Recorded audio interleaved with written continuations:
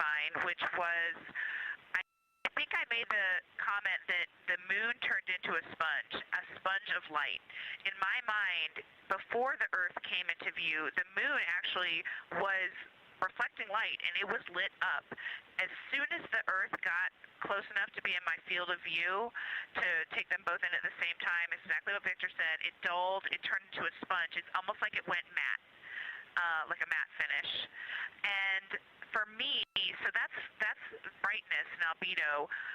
It also, I would say for me, got like a browner taupe color, like almost an olivey brown, kind of like the boys' pants, not like my pants, but like these pants. And whereas before, I would have said it was more like electric gray in its grayer areas. So for me, it turned more brown, but a very matte brown. I'm going to stop there. There's one more comment I'll make about when it was very close, just in case it's interesting. Absolutely, we take that observation. The only other thing I wanted to add to that is not scientific on lunar observations, but I think that, I know myself in particular, but probably we all underestimated the amount of impact of sunlight and earth glow on cabin windows, on glare on the window structure, window frame, on the heat shield tiles coming across the cabin. That was a pretty large impact, Kelsey. That stuck up to us here on the ground as well, Reed, and we were hearing the struggles that all those different expected illumination sources provide, but unexpected in the impact that they had.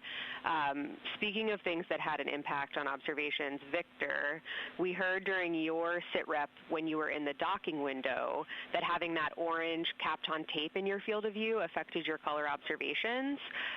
That was fascinating and has a lot of impact for future Artemis missions and hardware and impacts on color. So any other comment you want to make on how your ability to perceive color on the surface was influenced or limited by other objects of color in your view? We're interested here in color rather than brightness.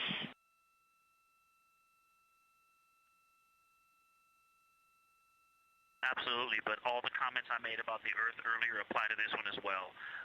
This is the thing I wanted to make sure to add, so I'm glad you asked, is that the human eye adjusting is another thing that had huge impact.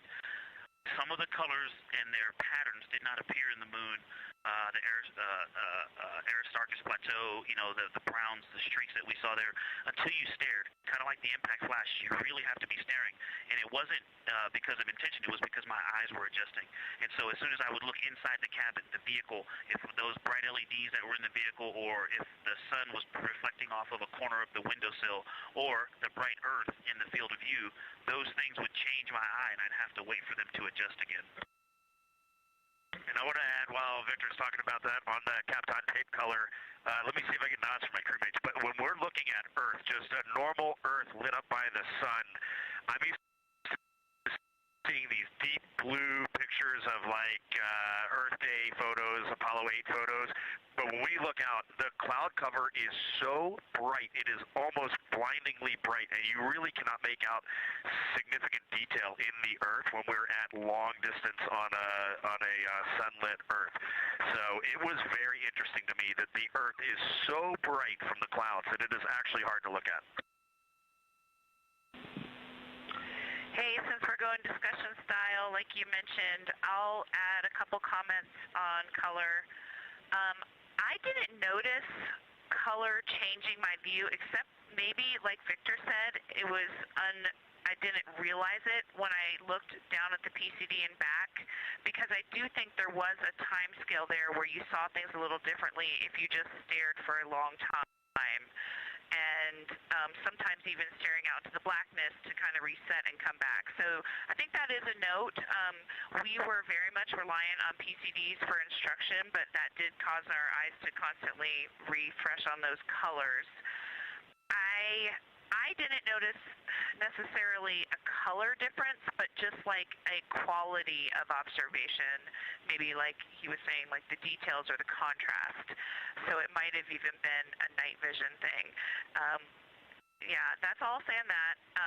I did want to mention that when we were getting the really, really high amount of light into the windows, even the shrouded windows from the sun, the reflection on things behind the observer that are in the cabin was really strong on the window. So there's some high albedo things behind our heads, like there's a white bar, the abort sticker on the RHC, some other metal things, like we have some white bungees.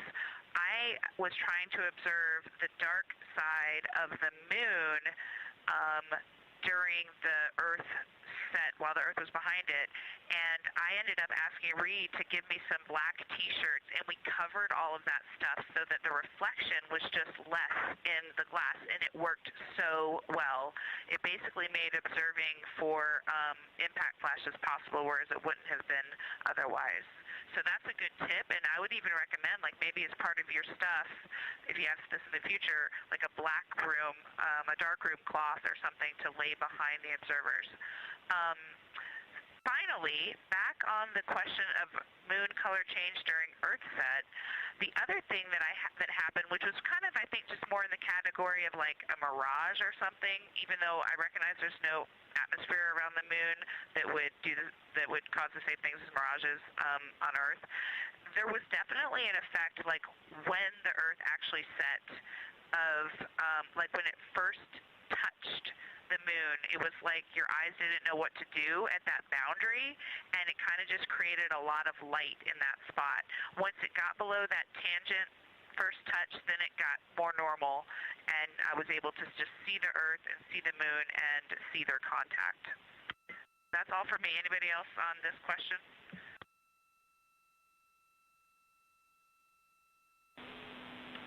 Thank you, Christina. And as I think I saw you notice, we did just get video a couple minutes ago, so it's nice to see you as we're talking to you. Next question is for all of you. Crater was observed by all four of you, and we're interested in whether your different viewing angles resulted in how you observed Jeremy and Reed saw it first. Were you able to see the ejecta rays, the central peak? And then Christina and Victor, you were next, and you observed later in the past. Could you resolve similar or different features than what you're about to hear from Jeremy and Reed?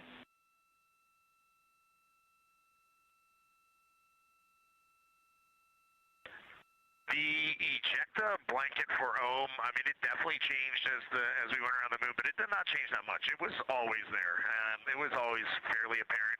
What is more apparent than the ejecta is the brownish gray, darker area that makes the 12 o'clock to 3 o'clock cut of the pie shape. Like that was always very apparent, and the ejecta rays just made that contrast much more apparent. But overall, did not change drastically as we went around the moon, unlike Oriental, which drastically changed as we went around the moon. And I'll keep going there. I'm kind of going to read this question, but it was later on in the orbit that I noticed the ray of like the primary ray of that comes out of roughly the 3 o'clock position was on the mare.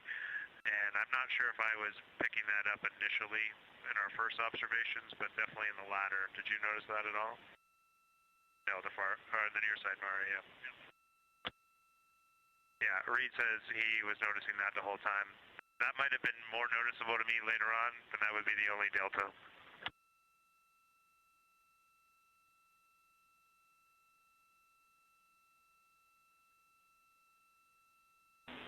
Understood, Reed and Jeremy. Curious to hear Victor and Christina's thoughts after hearing you guys. For the later observation, I was able to see into the crater wall on the east side, and the shadowing there was actually neat, so I could see layers of shadow, so that there's kind of like two faces, or maybe three. I couldn't tell because we were so far away, but I could clearly see light, then dark, then light, and so the layering within the interior crater wall on the eastern side. I was able to see the central area, and I actually thought I saw 3 distinct groupings of something.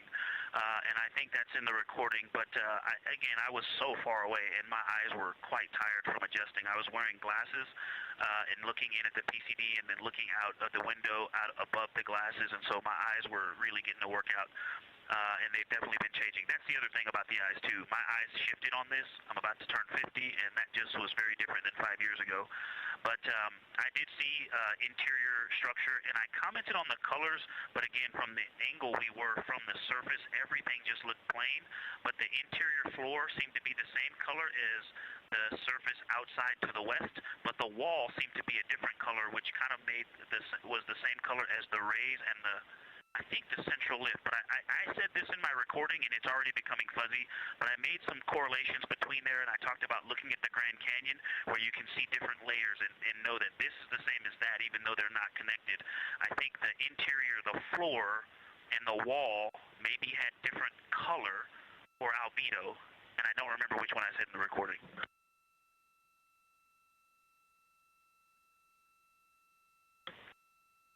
I'll pile on with your question. We just brought up the LTP because I forgot that while I was doing this, because there was no shadows on this whatsoever, I think it was towards the end when it was just in full light and very little relief, I kept losing Ohm itself. And I actually thought that there was a crater northeast of Ohm that is at the center of those kind of starfish rays. There actually looked like there was a very simple and old crater there, and that is what I kind of actually went back and forth between that one and now what I see is true Ohm, and I wish I would have referred back to my PCD at the time. But I think the lesson learned here is without any relief, it is very difficult to sometimes make out craters, especially here where the rays are actually offset from where the crater itself is.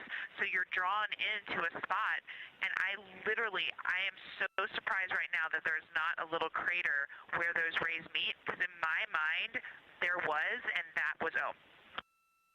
Hey, that reminds me of something else I talked about earlier. When Reed and Jeremy were in the windows, I remember looking out and I'd said something to you. I think that it doesn't look like purely rays. I did see the continuous feature of that east-west line, that 3 o'clock ray all the way into the near side Mare. There's some interesting something going on there. But at first, it looked to me like just like a contact of 2 different materials coming together, or 2 different age materials coming together. And when we got on the far side, the far side view, where I was looking back at it, I mean, the later view, it still looked like, I don't know, it sometimes didn't look like a ray, it just looked like different color material. And really the point of this is not to talk about the 3 o'clock ray and the 12 o'clock ray, it's to talk about the wedge. The wedge looks to me, if you remember my recording comment about continents, I kind of had the near side Mare continent, the middle from Ohm to Oriental, and then the Hertzsprung continent. Those colors in the wedge look like, and not they look the color of, but also the concrete kind of packedness of what's around Hertzsprung. Those look similar, so that's kind of also playing tricks on my eyes between rays and just different material, not just a ray laying on top of the material. Thanks a lot, Victor and Christina. Wow, we're really looking forward to continuing to dive into this when you guys are back with us on Earth. We want to sign off now to get you guys over to your next activities. Before I do that, I'll just say when you're making those annotations about the impact flashes, any annotations you want to provide about the structures in the corona you saw during the eclipse, we would take those annotations. And that's it for me. It was so wonderful to talk to you over the last 2 days. Thank you again, and can't wait to see you all back here on Earth. Thanks again for what you did for science.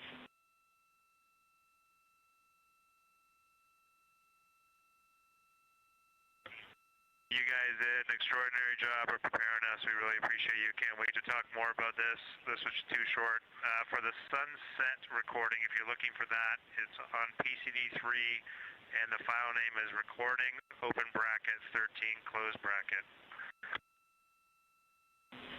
Copy all, integrity. Science is over and out.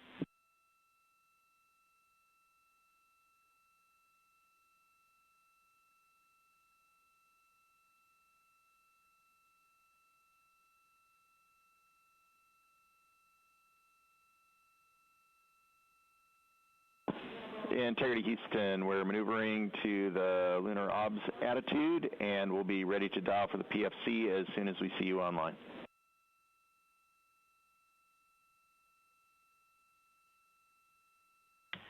We copy, and can you say window for science pictures? We're a little PCD limited. Checking. Christina, window 2.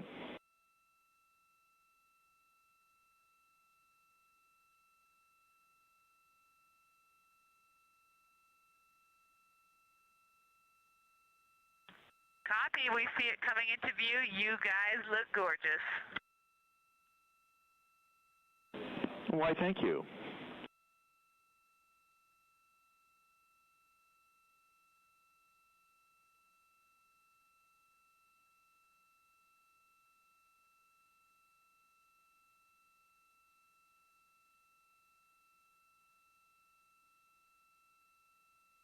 This is Artemis Mission Control. You just heard Dr. Kelsey Young, Artemis Science Flight Operations Lead, speaking with the crew aboard the Integrity spacecraft, Orion.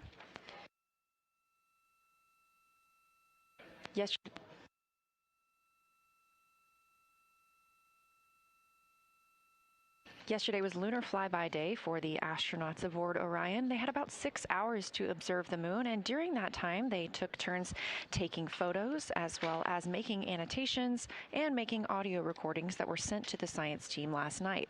Of course, if you got to watch, the astronauts were also calling down information real time of what they were seeing while orbiting the moon.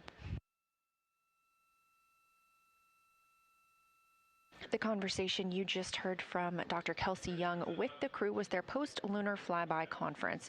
As you heard, she asked some specific questions about some of the targets that they saw, as well as the configuration of the spacecraft.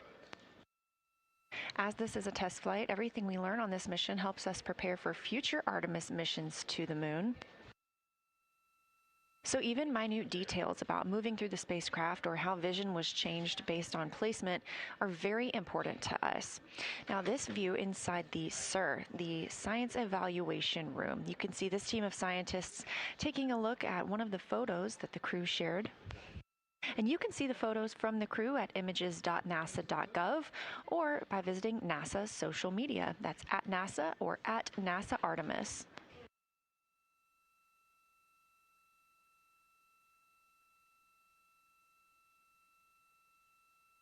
During the flyby yesterday, the crew became some of the first humans to see portions of the moon that had never been seen before by human eyes.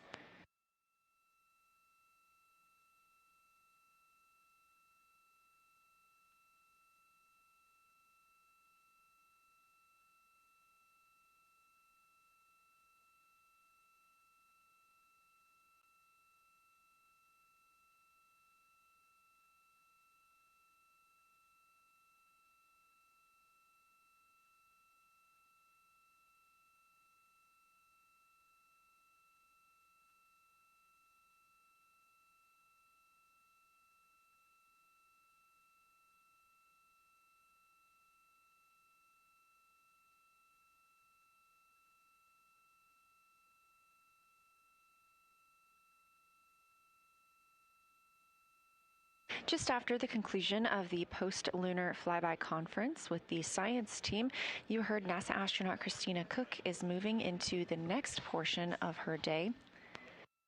That would be opportunistic science imaging. She's going to be taking some pictures of the Earth from outside the windows of Orion.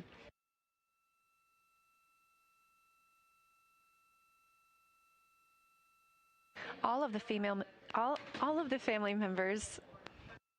the Artemis II members will also get a chance to speak with their families today in private family conferences.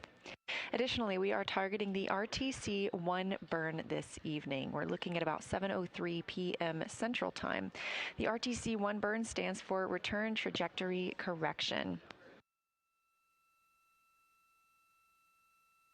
Our trajectory was determined when we completed the translunar injection burn. So these trajectory correction burns are fine-tuned burns that allow us to just further refine our flight path on the way home.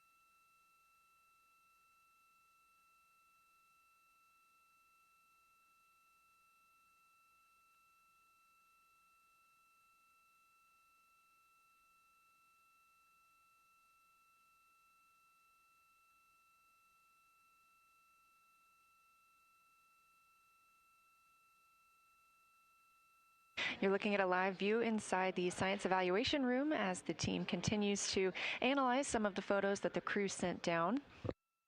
Again, this is the first crew to fly by the moon in over 50 years. So some of the photos they took will be of areas that had never before been seen by human eyes. This was determined by our launch date, which was April 1st.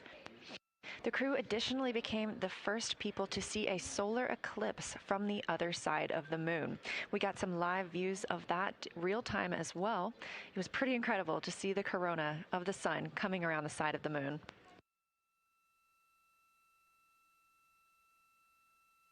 If you haven't seen some of those images yet, please do visit nasa.gov. We're now a mission elapsed time of 5 days, 21 hours, and 2 minutes into the flight of Artemis II, the first flight of humans aboard the Orion spacecraft. Orion is now 230,896 miles away from Earth, but continuing to grow closer. 44,464 miles away from the moon and continuing to grow farther. You can track these stats at any time by visiting nasa.gov/track-Artemis.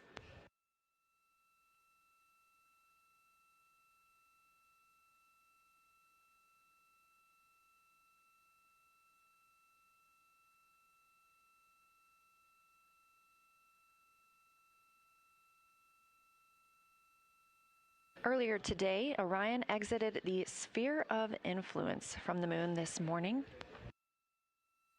That means the gravitational pull of the moon is now no longer pulling on the spacecraft, and that they are more pulled by the gravitational pull of the Earth. Again, we're targeting splashdown in about 3 days, 4 hours, and 14 minutes in the Pacific Ocean. Our coverage remains live 24/7, all the way until... The moon gets small quick when you're leaving it. Wow. Moon and Earth are just about the same size. We saw the Earth for a minute. Now Christina's looking at the moon. Pretty awesome. We copy. Thanks for the report.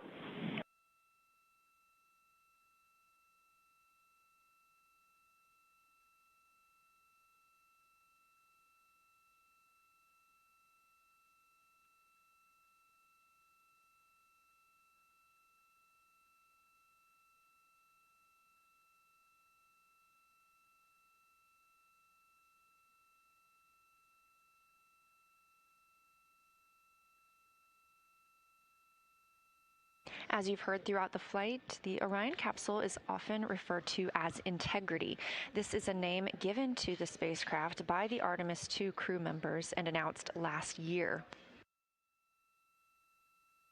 The crew reports that the name integrity embodies the foundation of trust, respect, candor, and humility across the crew and the many engineers, technicians, scientists, planners, and dreamers required for mission success. And that this name is also a nod to the extensive integrated effort from the more than 300,000 spacecraft components to the thousands of people across the world that must come together to venture to the moon and back, inspire the world, and set the course for a long-term presence at the moon.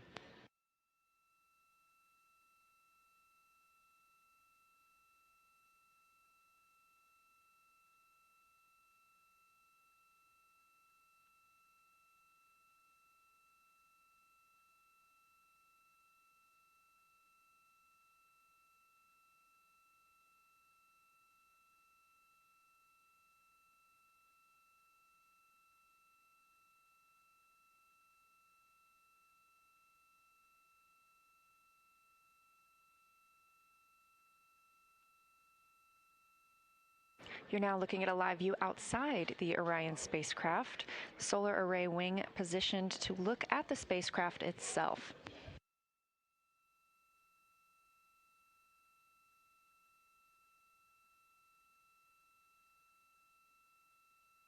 The command module of Orion, that shiny part, is approximately 330 cubic feet habitable volume. So the interior living space for the crew is about the size of 2 minivans, and that's about 60% more cubic volume than the crew members had during the Apollo missions. As previously mentioned, this spacecraft is made from more than 300,000 components, and to be specific, 355,056 individual parts compose this vehicle.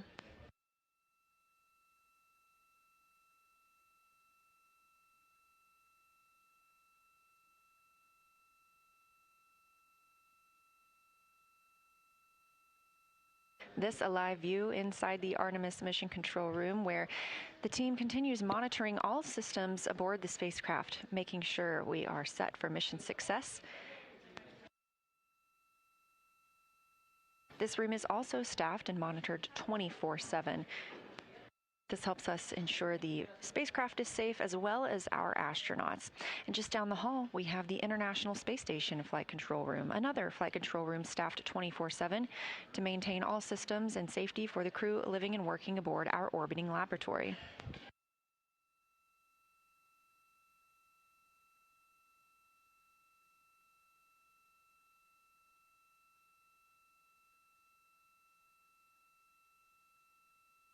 Because the crew did have such a busy day yesterday for flyby, we anticipate hearing from them a little less today as they have some downtime.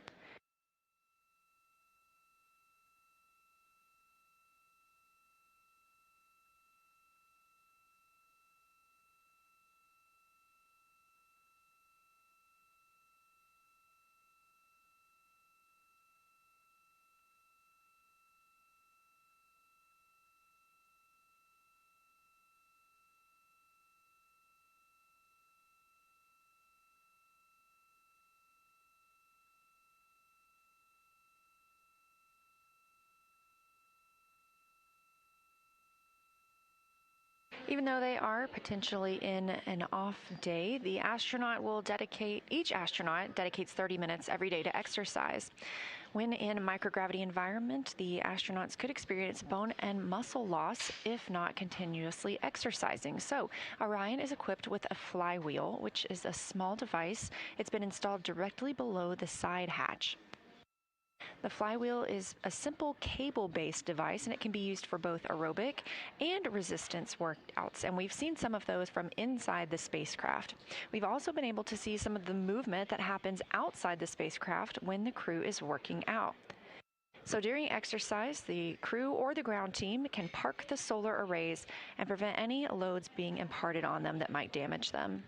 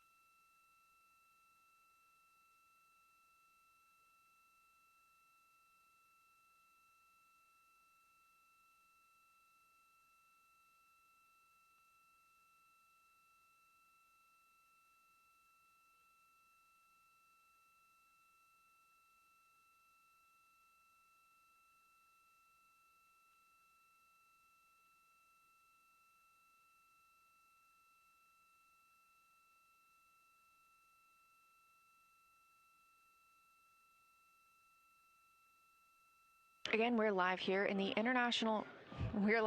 Artemis Flight Control Room. 5 days, 21 hours, and 15 minutes into the Artemis II mission. This is the flight day 7.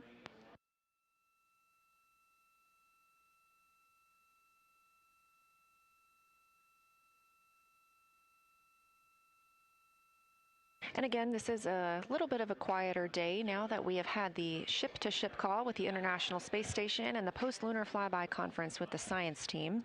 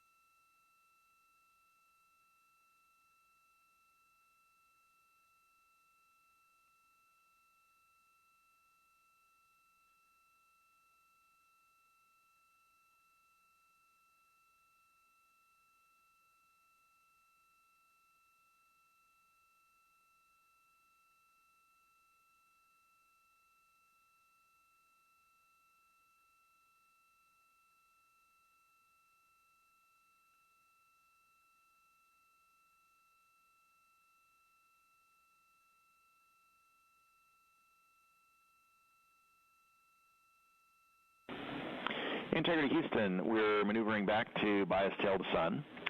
Also, we're preparing to clean up your onboard burn plans, and at DPC, we forgot to ask you for AGA numbers. Could you please give us those?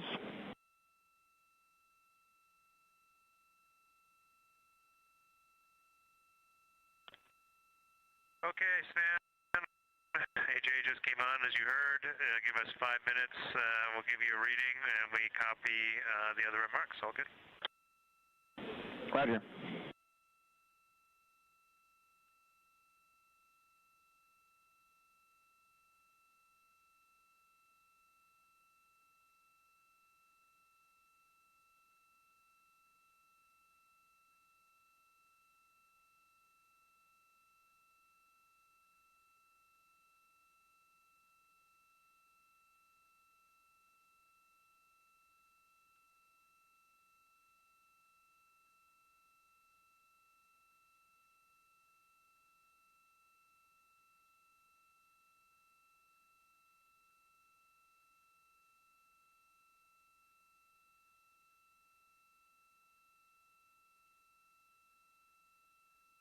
The voice you hear communicating with the astronauts today from Artemis Mission Control is NASA astronaut Stan Love. He's the Capcom for today. The Capcom stands for Capsule Communicator, and that's the single person in the room that communicates with the crew. This keeps their communications streamlined, both from all the ground teams to and from the astronauts.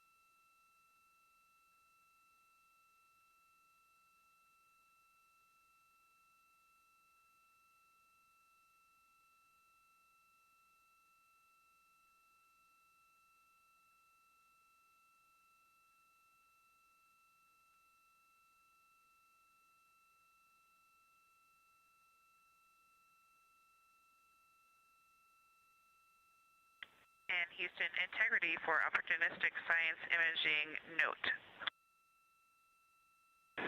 We're listening.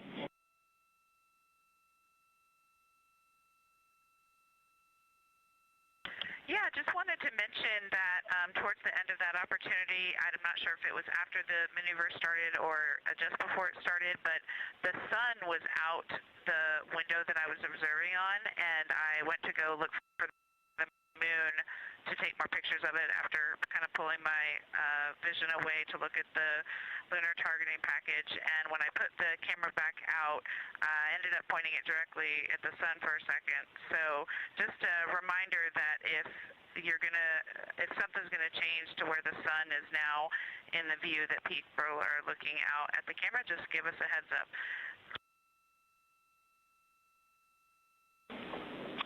We will do that. Thanks for that information. On another topic, your new state vector is on board.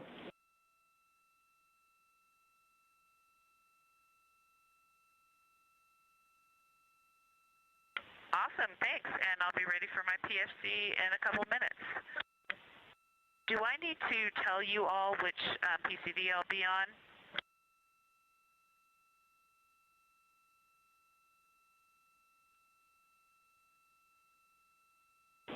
And Christina, no, we don't need to know which PCD you're on.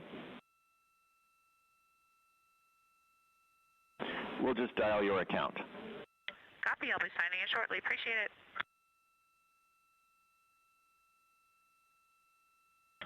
Okay, got it. Thank you.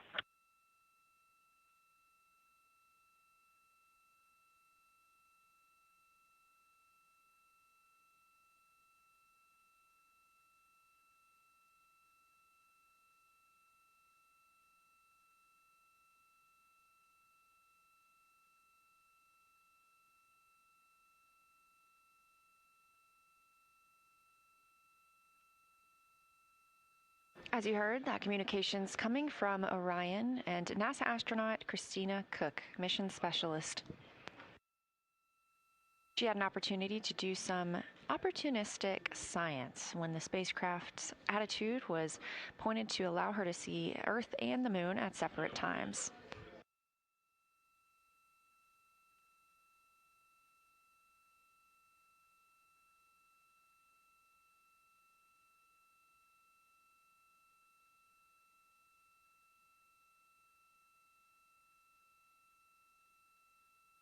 You also heard Christina calling about her PFC, that stands for Private Family Conference.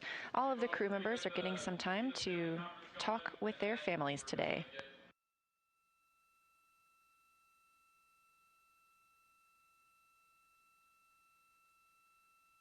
Meanwhile, NASA astronaut Victor Glover is scheduled to conduct some aerobic exercise on the flywheel. Teams here are sending commands to park the solar arrays in safe harbor. That prevents any loads being imparted on them while the crew is exercising.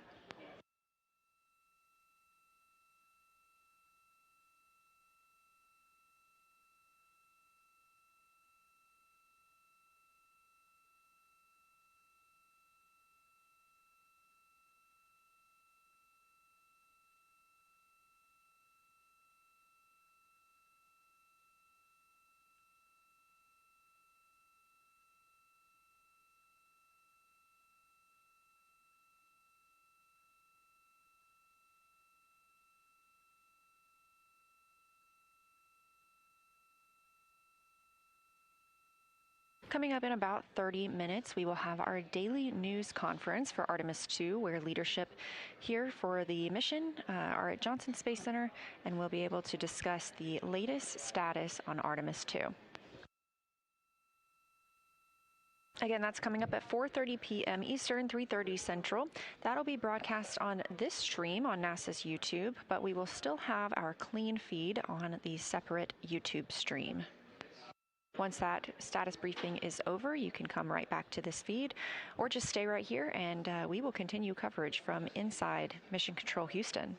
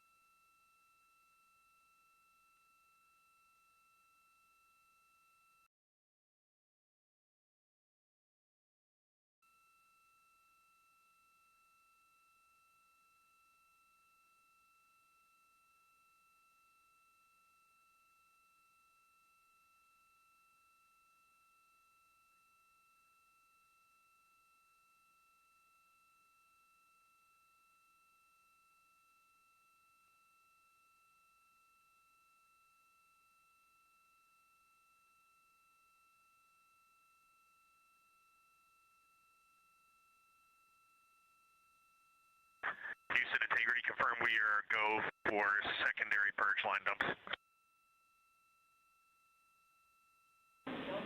We are go for those dumps.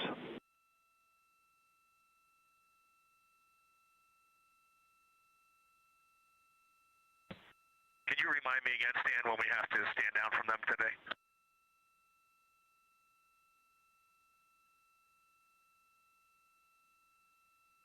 Checking.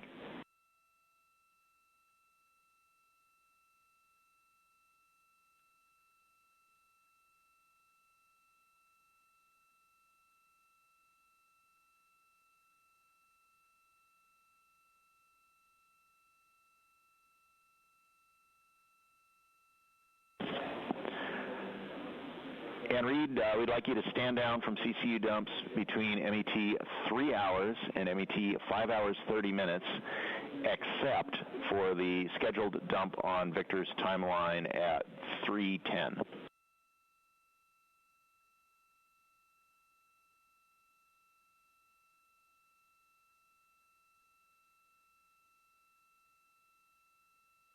Okay, we copy, Stan. I'm in the process of setting up the recorded exercise.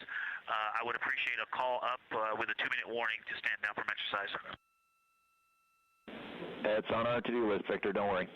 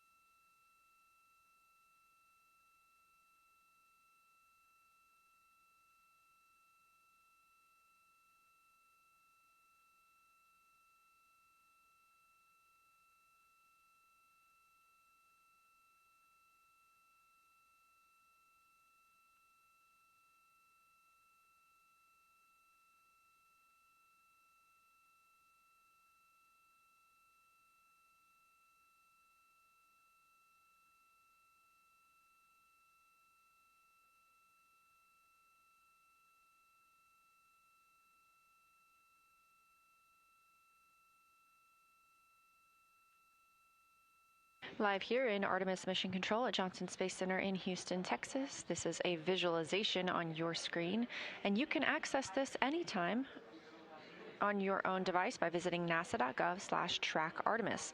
This is called ARROW, the Artemis Real-Time Orbit website.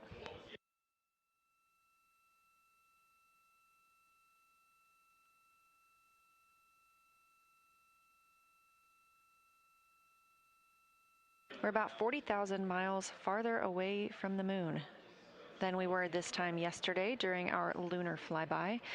And if you have not seen some of the pictures coming down, please do check out NASA's social media. They are absolutely phenomenal.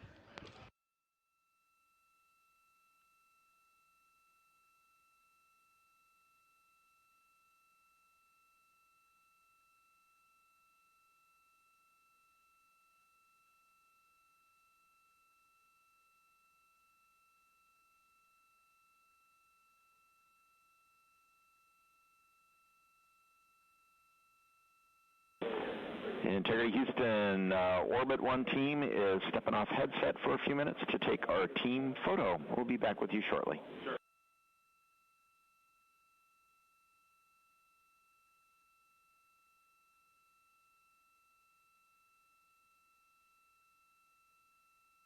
Sounds great, Stan. Enjoy that and savor that moment. Please savor that moment. What an exceptional time.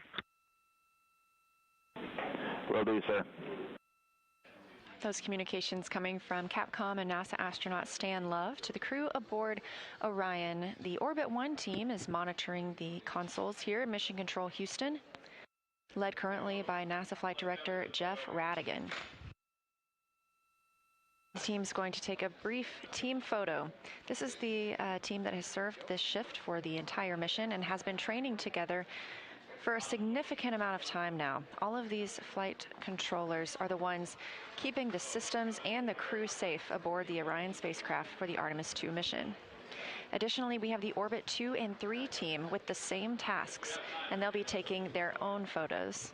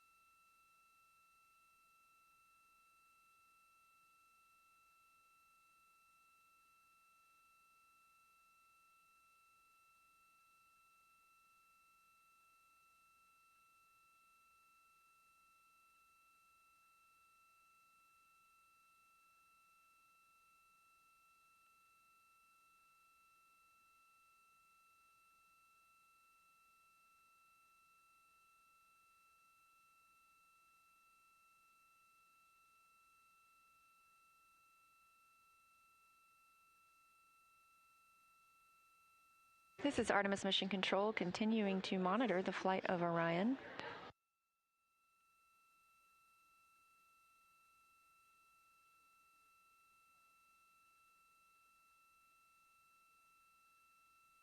We are now 5 days, 21 hours, and 36 minutes into the Artemis II mission, the first flight of humans aboard Orion.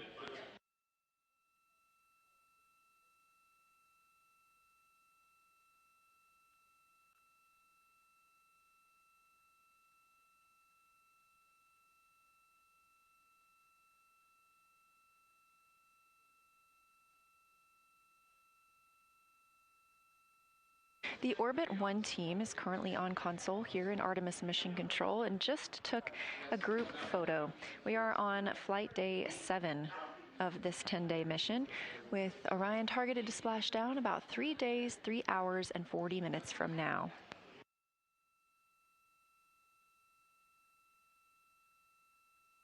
This room is full of team members who make this mission possible. That includes Prop, the propulsion officer, CDH, command and data handling, INCO, our integrated communications officer, MPO, the mechanical and power officer, and so many more. Houston Integrity, are you ready for AGA readings?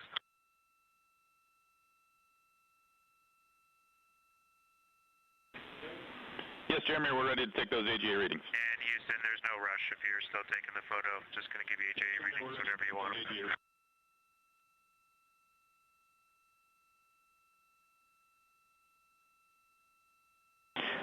Jeremy, go ahead with those AGA readings.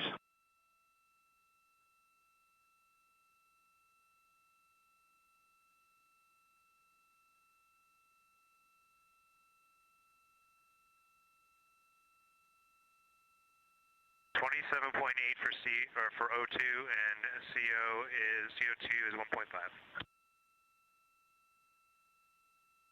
1.5. Copy numbers. Do you have temperature and pressure?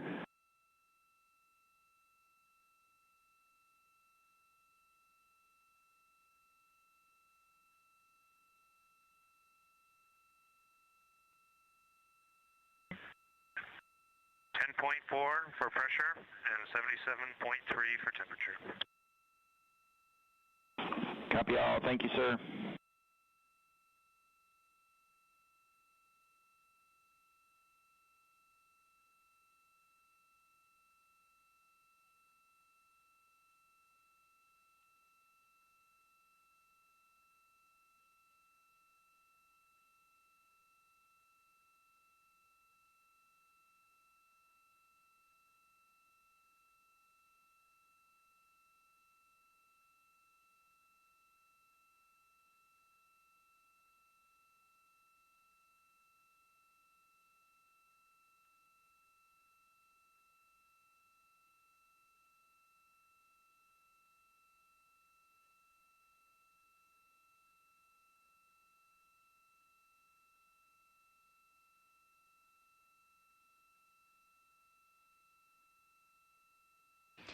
And you just heard Canadian Space Agency astronaut Jeremy Hansen calling down some AGA readings.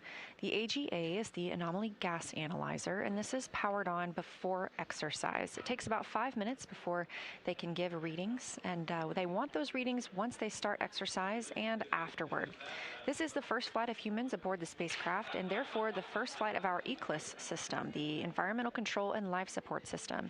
So these readings help the team on the ground understand what gases are in the cabin, as well as temperature. You just heard it's about 77 degrees Fahrenheit aboard Orion.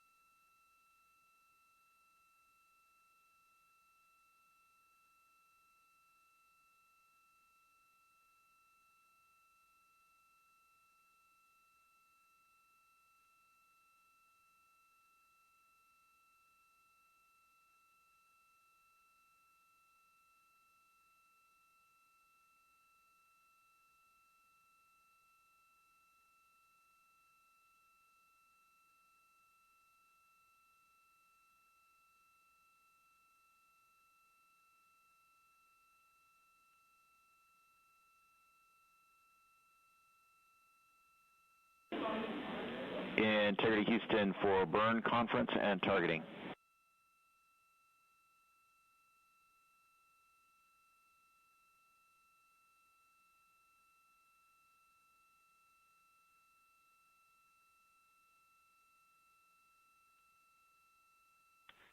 Go ahead, Stan.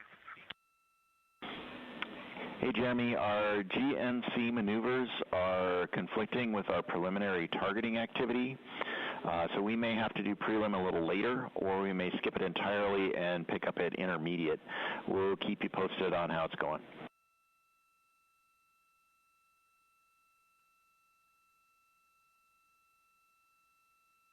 Okay, copy that. And then when, just cue me up on when the latest trajectory information is on board for targeting. Do we have the latest burn plan on board? Jeremy, we do not have the latest on board yet. That's one of the things that we're trying to catch up with. So the burn conference scheduled before preliminary targeting is definitely canceled. Again, we'll call you when we have updates.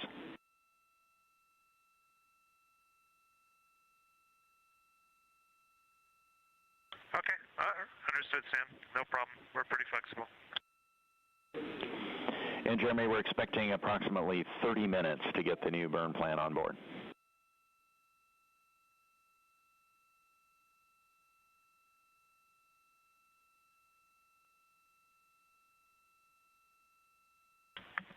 Okay, understood, Sam.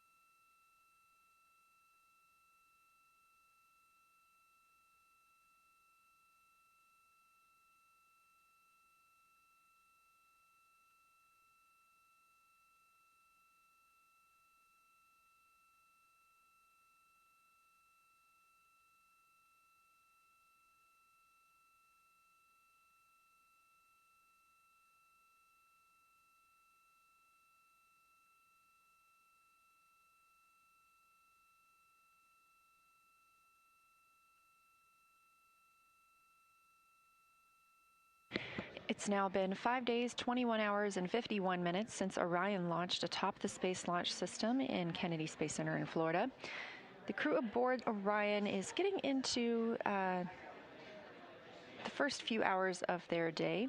They woke up approximately 10:35 a.m. Central Time today to the song Tokyo Driftin' by Glass Animals and Denzel Curry.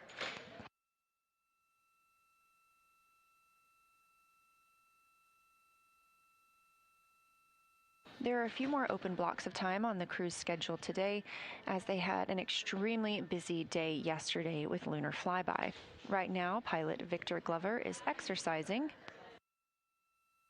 and Christina Cook is enjoying her private family conference. You heard her call down just prior to that she was ready for her PFC, and that's what that stands for. All of the crew members are getting a chance to talk to their families today.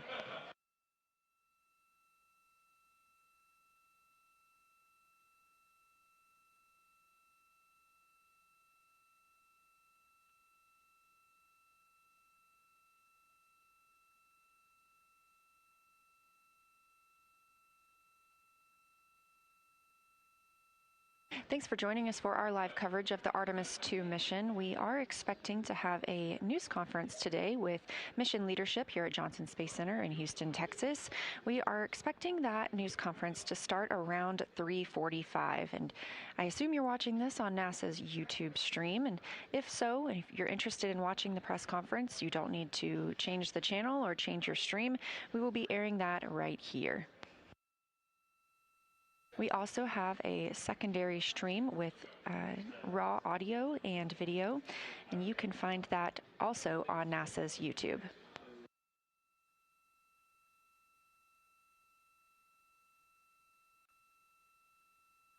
Here's a video from the outside of Orion, and as we mentioned, pilot Victor Glover is exercising. We do see the spacecraft move a little bit when the crew is exercising, and so the teams here park the solar arrays into a safe harbor position. That means any motion that they experience due to the exercise doesn't damage the solar arrays.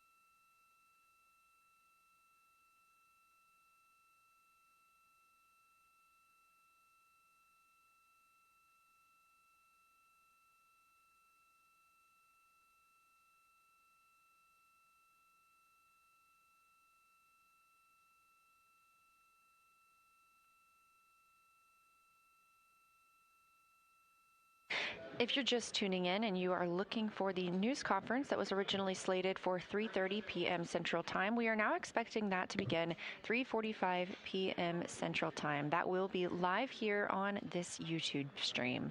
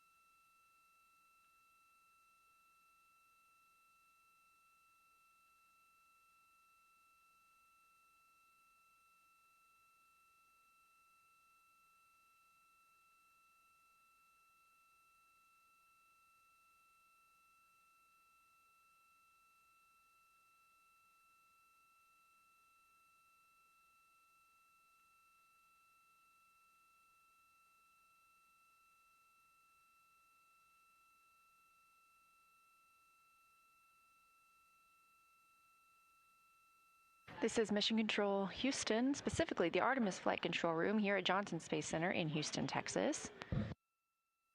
This is a live view from a camera mounted on one of Orion's solar array wings.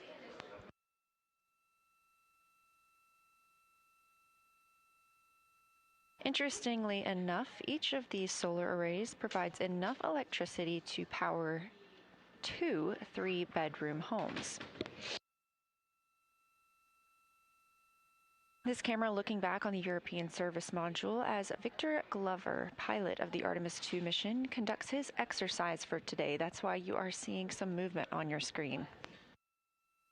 We are mission elapsed time 5 days, 22 hours, and 2 minutes into the flight of Artemis II, the first flight of humans aboard the Orion spacecraft.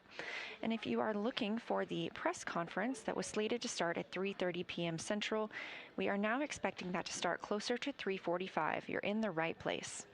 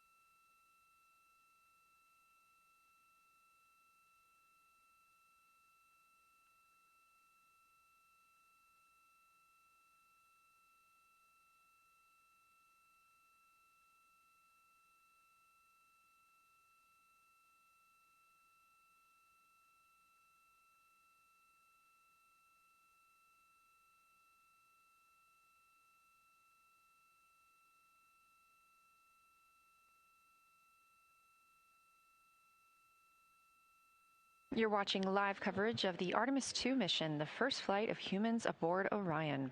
This is a view coming from outside the Orion spacecraft on one of the solar array wings, pointed back at the spacecraft. And as we mentioned, you see some movement because NASA astronaut Victor Glover is in his exercise period for the day.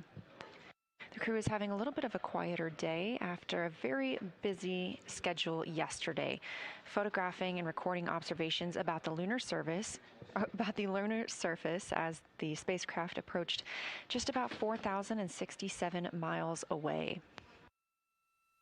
Our distance to Earth continues to shrink now as we are preparing for splashdown on April 10th.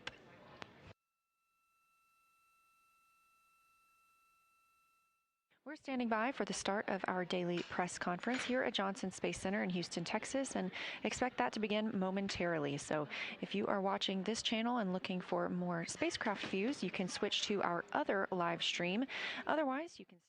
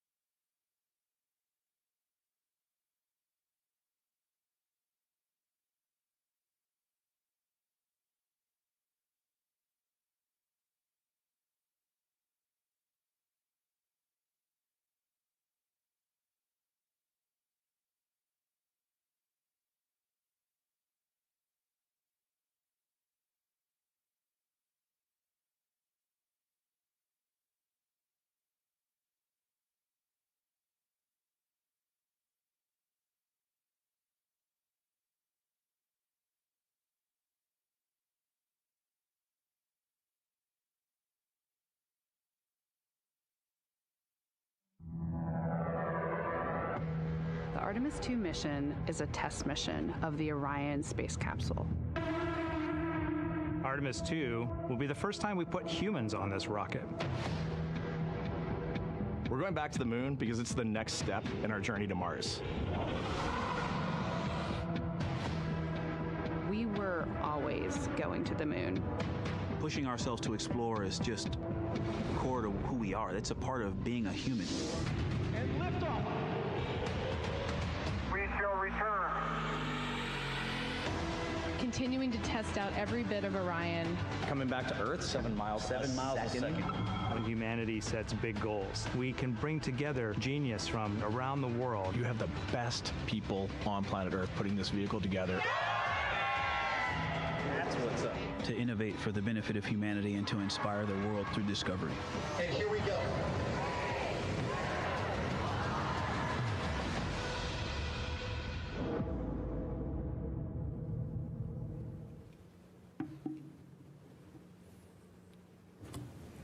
Good afternoon, and welcome to NASA's Johnson Space Center in Houston, Texas. I'm Bethany Stevens, and we are here today to provide a status update on the historic first crewed test flight of the Orion spacecraft post-lunar flyby. On our panel today, we have NASA Administrator Jared Isaacman, Dr. Lori Glaze, head of Artemis, Rick Hinfling, Artemis II Flight Director, Kelsey Young, Artemis II Lunar Science Lead. We'll start with opening remarks from each of the briefers before opening it for questions in the room and on the phone bridge. If you're on the phone, press *1 to submit your question. When called upon, please state your name, affiliation, and to whom you'd like to direct your question. With that, I will hand the floor to Administrator Isaacman for his remarks. Thanks, Bethany. It's been an exciting Artemis II mission so far, and a very eventful 24 hours as the crew surpassed the Apollo 13 distance record, 252,756 miles from Earth. They relayed observations from the lunar surface. They've captured some incredible imagery. They performed a ship-to-ship call with their colleagues on the International Space Station. They performed additional manual piloting of the Orion spacecraft. They've been working at a reduced cabin pressure of 10.5 psi in support of future integrated lander operations. And they did take a call from the President of the United States, Donald J. Trump. We had millions of viewers on that that tuned in for that historic broadcast, and it concluded with the President promptly inviting the astronauts to visit the Oval Office. Now, Integrity left the lunar sphere of influence earlier this morning, so they're now approximately 229,000 miles from Earth, and they will splash down Friday evening at approximately 8:07 p.m. Eastern Time, and the recovery weather is so far looking favorable. Now, you can see some of the spectacular images the crew have captured here on our screens. There we go. Now, this is the first time humans have documented some parts of the far side of the moon. Now, these images will be publicly available on NASA's website, our digital platforms, and the White House actually released the now iconic EarthSat photo from earlier today. Now, these are the first of many incredible images of the moon, and we'll continue to release them as they become available. My understanding from just a few minutes ago is that they captured over 175 gigabytes of imagery from the lunar pass alone just yesterday, and the images that you are seeing right now have been transmitted back to Earth predominantly through optical communication, which is pretty cool stuff. Now, before I turn the call over to Dr. Lori Glaze, I wanted to share some of the other things that we are doing at NASA while the Artemis II crew are underway on this historic mission.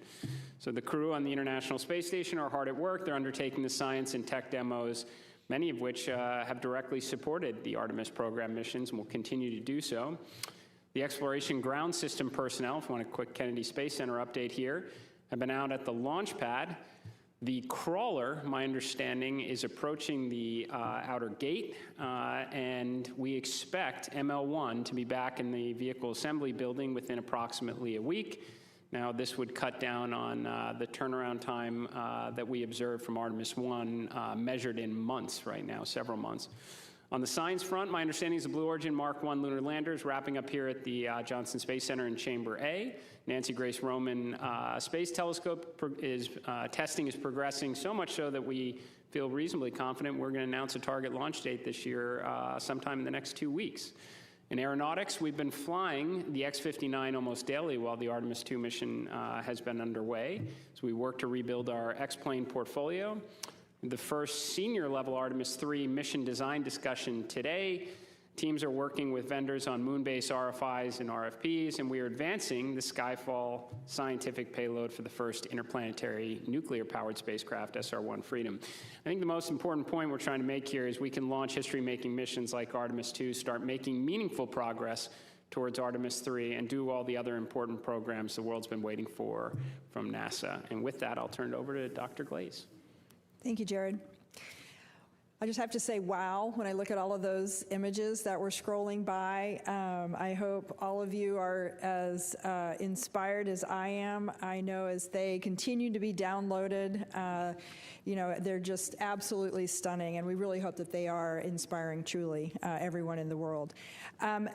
As the crew surpassed their record for the farthest distance, as Jared just mentioned, when they traveled on the far side of the moon, they offered some compelling words, and I love this. They said they challenged this generation and the next to make sure that this record is not long-lived, and I love that because we have big plans to go not just back to the moon on a regular basis, but beyond. And then, of course, while it's been really exciting here the last couple of days, as we've been watching all of the activity in Orion, we still have to ensure that Reed, Victor, Christina, and Jeremy return home safely on Friday evening. So we're pretty focused on that now, making sure that they get home safely. I will just say a couple of things about yesterday's operations. Really provided a great opportunity to test how our flight operations teams and our science teams are working together in real time with the crews at the moon. And in fact, from my perspective, one of my favorite things about watching all of the amazing data that was flowing down yesterday is thinking about how so much of NASA is working together in order to enable all of what you're seeing. Victor, this is your 2-minute warning. Please stop exercise within 2 minutes for the op-nav maneuver. All right, better stop exercising. But as I was saying, what's really great to see everybody working together. So I think about our exploration programs that are supporting our transportation systems like Orion, working with our flight operations and our flight directors, all of the ground teams that are supporting, including the science team supported by the Science Mission Directorate, thinking about our crew that are actually performing the work, and then the payloads that have been provided that they're using. So everything that you're looking at isn't just, it's not just the pretty pictures, it's a huge chunk of NASA working together to enable that. All of this information that we're gathering is really going to help refine how we plan our future missions to the lunar surface. I'll just say that our flight operations team continues to fly Orion and put it through its paces as the crew and the spacecraft make their way home. And the mission isn't over yet. We do continue to learn from how our spacecraft and our crew are operating together in space. We continue with several of the science activities that are focused on the crew health and life in space. So still a lot of things going on. And with that, I'm going to pass it over to Rick so he can share some of the operational details. Thank you, Lori. The administrator touched on a few of the operations that the crew's been up to recently, but I'll fill in a few of the other details of interest. Since we last met Sunday evening, the crew performed the first orbital trajectory correction maneuver, outbound trajectory correction maneuver number 3. It was 10.4 feet per second. The burn duration was 19 seconds, and we used our auxiliary thrusters on the service module. Obviously, yesterday was the big day with flyby, and I'll save all those details for Kelsey, but you know, we had some really poignant remarks from the crew, and I can assure you there wasn't a dry eye in mission control when the naming of the 2 craters was announced by Jeremy. As part of the lunar flyby, the crew made their pass closest to the moon, flying at 3,138 miles per hour relative to the surface of the moon. And now they're on their way making their march back home to Earth. We bid a temporary goodbye to the moon earlier today at 1:23 p.m. Eastern Time. That's the milestone where we exited the lunar sphere of influence and we're back under the control of Earth's gravity. As for today's operations, we had a couple of public affairs events. The crew is going to have, each of them will have a conference with their family members. We'll have some routine medical checks. And then in the evening, we're going to perform the first return trajectory correction maneuver. It will be 1.3 feet per second. It'll last about 15 seconds, and we're going to use the service module reaction control system thrusters to do that burn. We expect that burn to occur about 9 p.m. Eastern Time. Finally, I'll conclude my remarks with acknowledging that the USS John P. Murtha has left port and has started steaming out to the midway point for the recovery of Integrity and her crew later on Friday. That's all for today's operations update, so I'll hand it over to Kelsey. Thanks. Spirits are very high. We did what we set out to do. The lunar science team and the crew prepared extensively, as we talked about a couple days ago, for flyby, and I hope you all saw that yesterday during execution. We confirmed, as Lori mentioned, that we can, achieve science through orbital observations and through integrating science into flight operations. And as Rick just said, we left temporarily, and we're looking forward to integrating all these lessons learned in future missions. I can't conclude opening remarks without diving into science detail, so forgive me just a couple deep dives. Impact flashes, over a 30-minute observation period, and this was largely during that time of the eclipse, crew observed several impact flashes. We did have citizen scientists here on Earth also looking for flashes, and I know that the Lunar Reconnaissance Orbiter team is hard at work trying to identify evidence of those impact flashes that the crew observed. I did have a chance to have the post-flyby crew conference with the crew this morning, and we asked a lot of follow-ups on those impact flashes. Impact flashes are caused by micrometeorite impacts hitting the moon, and they really help tell us about the dynamic lunar environment, which is of course also important when we think about future missions. I don't know if I expected to have the crew see any on this mission, so you probably saw the surprise and shock on my face. And though I was not in the science evaluation room, I heard that there were audible screams of delight. So, very excited science community. You've heard me talk a lot about the importance that human explorers bring to scientific exploration, especially around observations of color. And so I'm sure all of you, like I was eagerly awaiting if they saw any other colors other than black, white, and shades of gray. You heard that they did indeed. Right away, they started describing the green around Aristarchus Plateau and different brown hues. And these colors really help tell us nuances about the chemistry of lunar material, especially the greens around Aristarchus. That was exciting. That's something that we can all see from here on Earth. And so I encourage you all to go out and look at the moon tonight and look for Aristarchus and imagine those green hues that the crew members saw. You heard a lot of discussion, especially from our pilot, Victor Glover, about the Terminator, which really, to our mind, highlighted the benefits and also the challenges for future surface operations. The lighting conditions along the Terminator that the crew experienced yesterday do mimic, in many ways, the lighting conditions of the South Polar region. The low sun angles, the dramatic lighting causing, the extreme shadowing, and illumination also accentuating topography. This is really important for our agency's future moon base plans and understanding how crew member observations can contribute to future mission planning. And finally, the Artemis II crew, in a very poignant moment, offered proposed names for two unnamed craters in the moon's eastern hemisphere: Crater Integrity for their vehicle and Crater Carol for Commander Wiseman's late wife. I think we have a picture. Yeah, thank you. Upon return, the crew does plan to submit these to the International Astronomical Union as consideration for official names. There was, as Rick said, not a dry eye in the house. Really poignant moment, and that we were really glad to observe them describing. And with that, I think we can take questions. Yep, we will open the floor and take questions, and my colleague Will over here will pass along the mic. We can start with you, Jackie. Thanks so much. Jackie Waddles with CNN. I don't think there was a dry eye on Earth when Carol Crater was named. I was just curious, was Reed aware that that was going to be something that the crew was going to do? I was just curious if there was any pre-planned discussions and they were just kind of looking for the crater, or kind of how that came about. And then really quickly, I also wanted to just check on a toilet status update.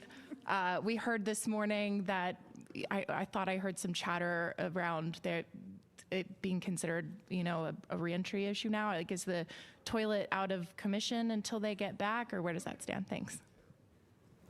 I'll take the second part. Okay. Yes, I know the crew put a lot of obviously thought and pre-planning into what you heard yesterday. It is my understanding that he was aware prior to yesterday. And the toilet remains operational. The challenge that we're working through is evacuating the wastewater tank. The vent is a lot less than we were expecting, and so we're having to fall back to some other alternate means other than the toilet. But what you overheard on the Space to Ground, or on the Orion to Earth channel this morning, was us deferring some maintenance on the toilet. Typically, when you have 4 crew members using it throughout the day, nominally, you have to do a maintenance activity once a day. And with a lower use rate, since we're not able to vent the wastewater products, we don't need to do the maintenance as often. And so that's what that exchange was about. Thanks. Irene Klotz with Aviation Week. I'm over here. Jared, that's a pretty impressive and full portfolio of missions you outlined that NASA's involved in now. And without getting you in trouble with your boss, are you going to be able to defend an $18.8 billion budget 5.6 billion for 27, or are you prepared to kind of work with Congress to see if the administration will support more? Thank you. I will say we'd like to keep the focus on what we were speaking about today and then move on to other questions like that at a later date and keep the focus on the mission. Thank you. Mark Strassman, CBS.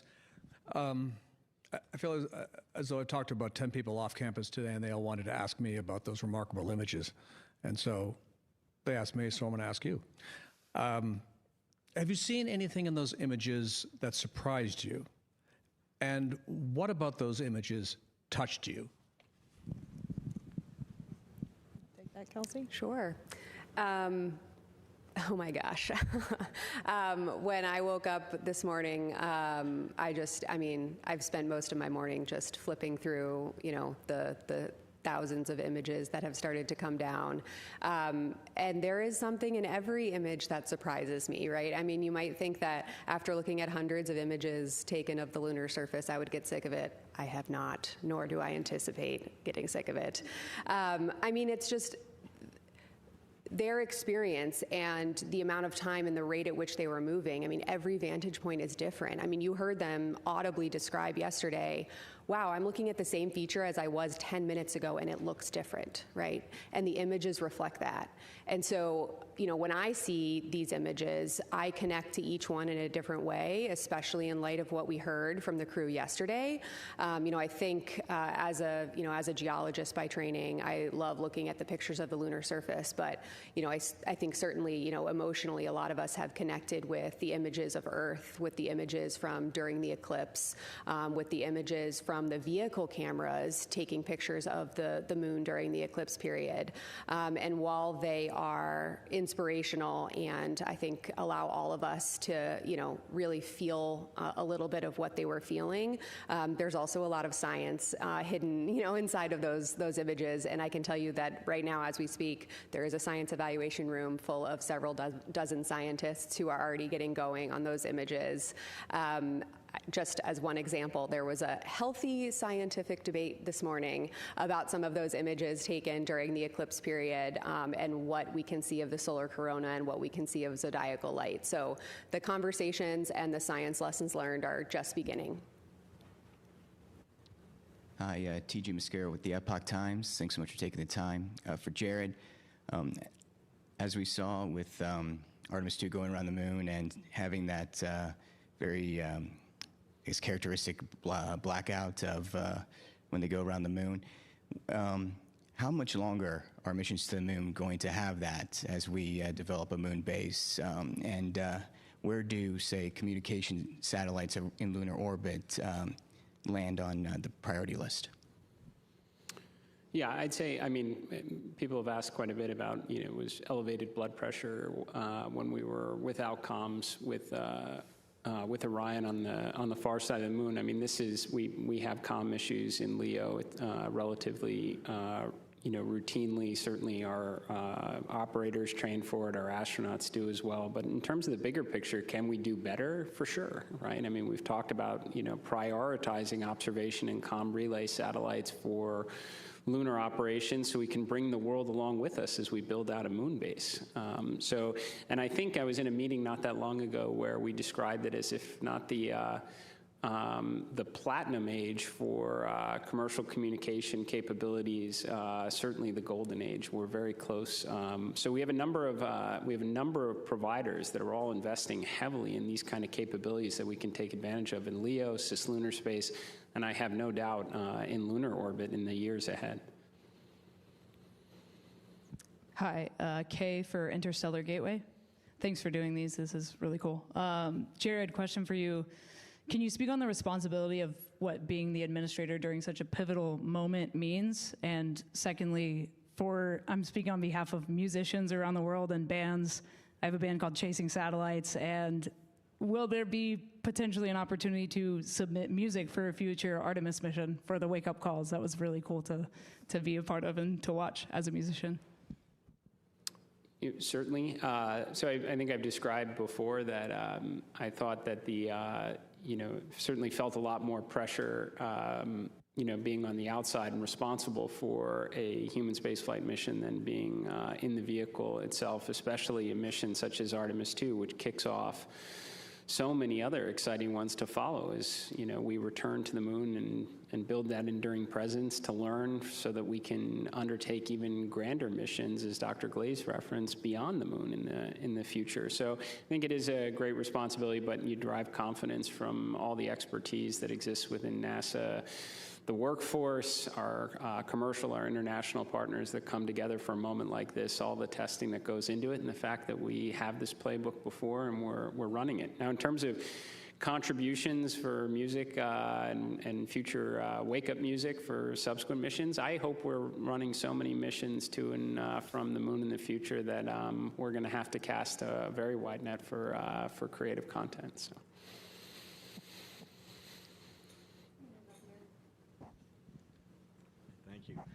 For Administrator Isaacman, Tom Costello with NBC News. I'm just wondering, how are you feeling now? I realize we don't have the crew home yet, but you've had a very successful trip around the far side. How are you feeling about this setting the stage, testing out the vehicle for a lunar landing as soon as 2028? Yeah, well, I'd say for this mission, we're certainly off to a good start. Clean launch, and the vehicle has been doing well. I've made commentary early on that I like that we're talking about, water access valves and cabin temperature and even plumbing issues, for that matter, for all the things that we could have been potentially talking about prior to the mission underway.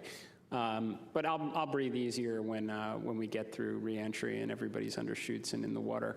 In terms of getting ready for the subsequent missions, it's kind of why I picked some of the words that I did at the beginning of this press event, is that a lot of people's rightful attention right now is on the crew of Artemis II, especially here at JSC and Mission Control, especially the recovery forces that are now making their way out to bring this crew back to their family. And for everybody else, we've got the other things to get done, including thinking about Artemis III. It's why I was very happy that the crawler is making its way out to 39B right now.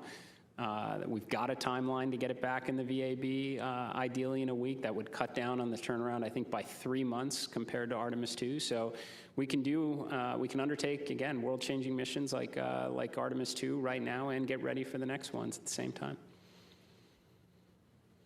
Hi, Josh Dinner, Space.com. Has this mission revealed anything about life aboard Orion, crew workload, flights in deep space, or maybe something unexpected that will shape how NASA and Artemis crews approach preparing for future missions? You want to take that, flight ops? Yeah, that's a really interesting question. We've learned a tremendous amount as part of a lot of the flight test subjective activities we've been doing.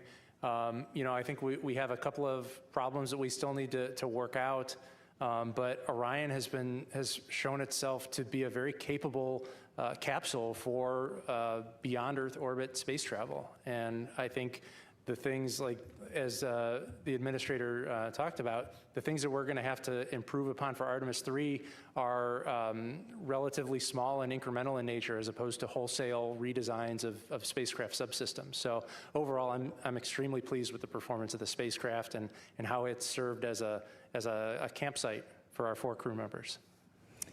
We'll go from Marcia to Eric and then do a couple on the phone bridge. I'm Marcia Dunn, Associated Press for Dr. Young. It's hard for me to know how quickly these pictures are coming down. How many would you estimate that have come down so far of the moon? And these luminous flashes on the surface, was that an actual meteor shower, do you think, or is it just your usual business of falling debris? Yeah, so the team, the FOD team, is working really hard to bring down the images as fast as they can. Of course, we also have other vehicle data that needs to come down as well, but the team is working really hard to try to get those images down and of course, get them out to you guys as well. We, as of the time I left Console, roughly an hour ago, there was just over 50 gigabytes of data from yesterday that had come down. Of course, that's not, every image does not exactly have the moon in it, but it is taken from within the lunar observation period.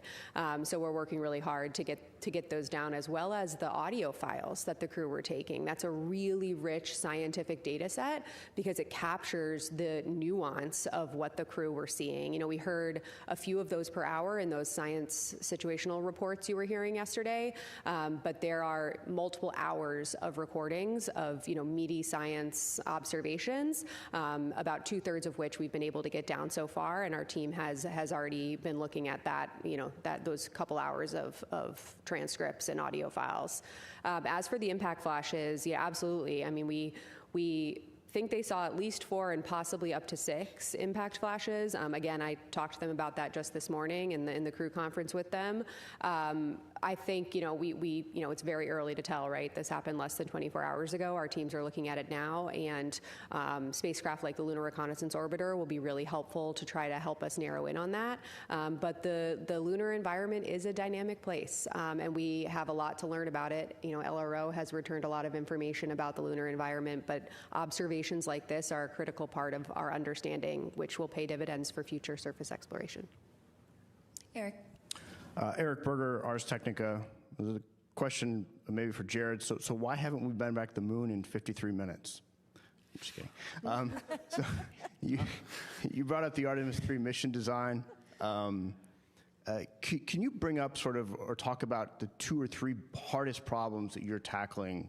Sort of, you talked about the mission design meeting today, but sort of the 2 or 3 hardest problems you're tackling right now to make sure that launches next year.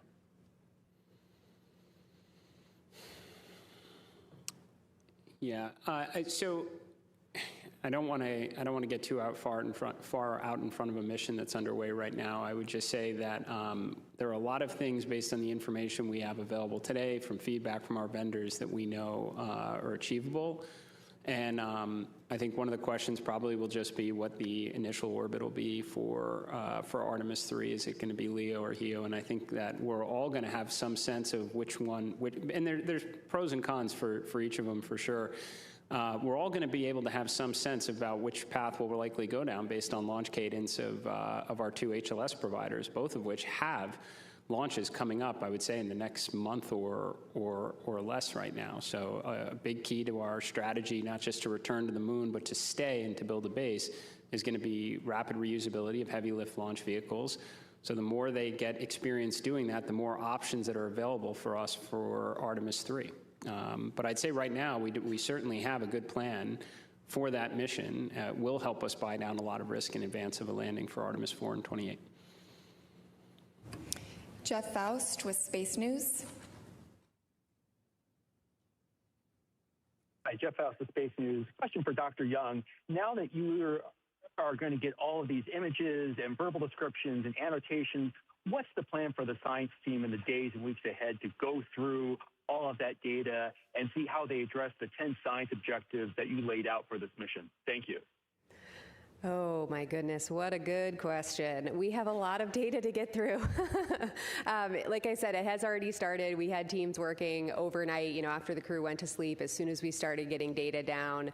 You know, I will reiterate that we will be getting all mission data relevant to lunar science archived and made publicly available within 6 months post-splashdown. So these are all of the images of the moon, these audio files, and even the annotations. But in the meantime, over those next 6 months, we're also going to be preparing 2 reports that we also owe to be publicly released within 6 months post-mission. One is a science operations report that describes, you know, how our team was structured to integrate with flight operations to accomplish our objectives. But relevant to your question, the second one is a post-mission preliminary lunar science report. And so we are going to be going objective by objective with those 10 lunar science objectives you referenced, looking across this entire, you know, really rich, robust, but very large data set, and really trying to understand what data we got relevant to each objective, but set up the community for success so that they can access those data and help us answer these fundamental driving science questions. You know, the lunar science team for this mission, it was our charter to develop the objectives and to maximize the science value out of this mission. We'll be doing an initial assessment over 6 months, and then we're really eager to see what the community is able to do with these data. We'll move to Ken Chang with the New York Times. Thank you. So I have some questions about the optical communications. How was the performance like? How many gigabytes was sent? What was the data rate? How does that compare with what was expected? And how does it compare with the usual way of sending data back? And it seems like it's been almost operational already and not just a test. Thank you. Yeah, I think the question was relative to some of the data rates for the optical communication system. I'll just give you a stat from overnight that we heard from Console. We got 20 gigabytes down in a little more than 45 minutes. That's orders of magnitude more than we get via our S-band telemetry system. So optical comm has been working really well, and hopefully we can take what we learned on Artemis II and expand its operational capability and its implementation for future missions. And now we will move to Lauren Grush with Bloomberg.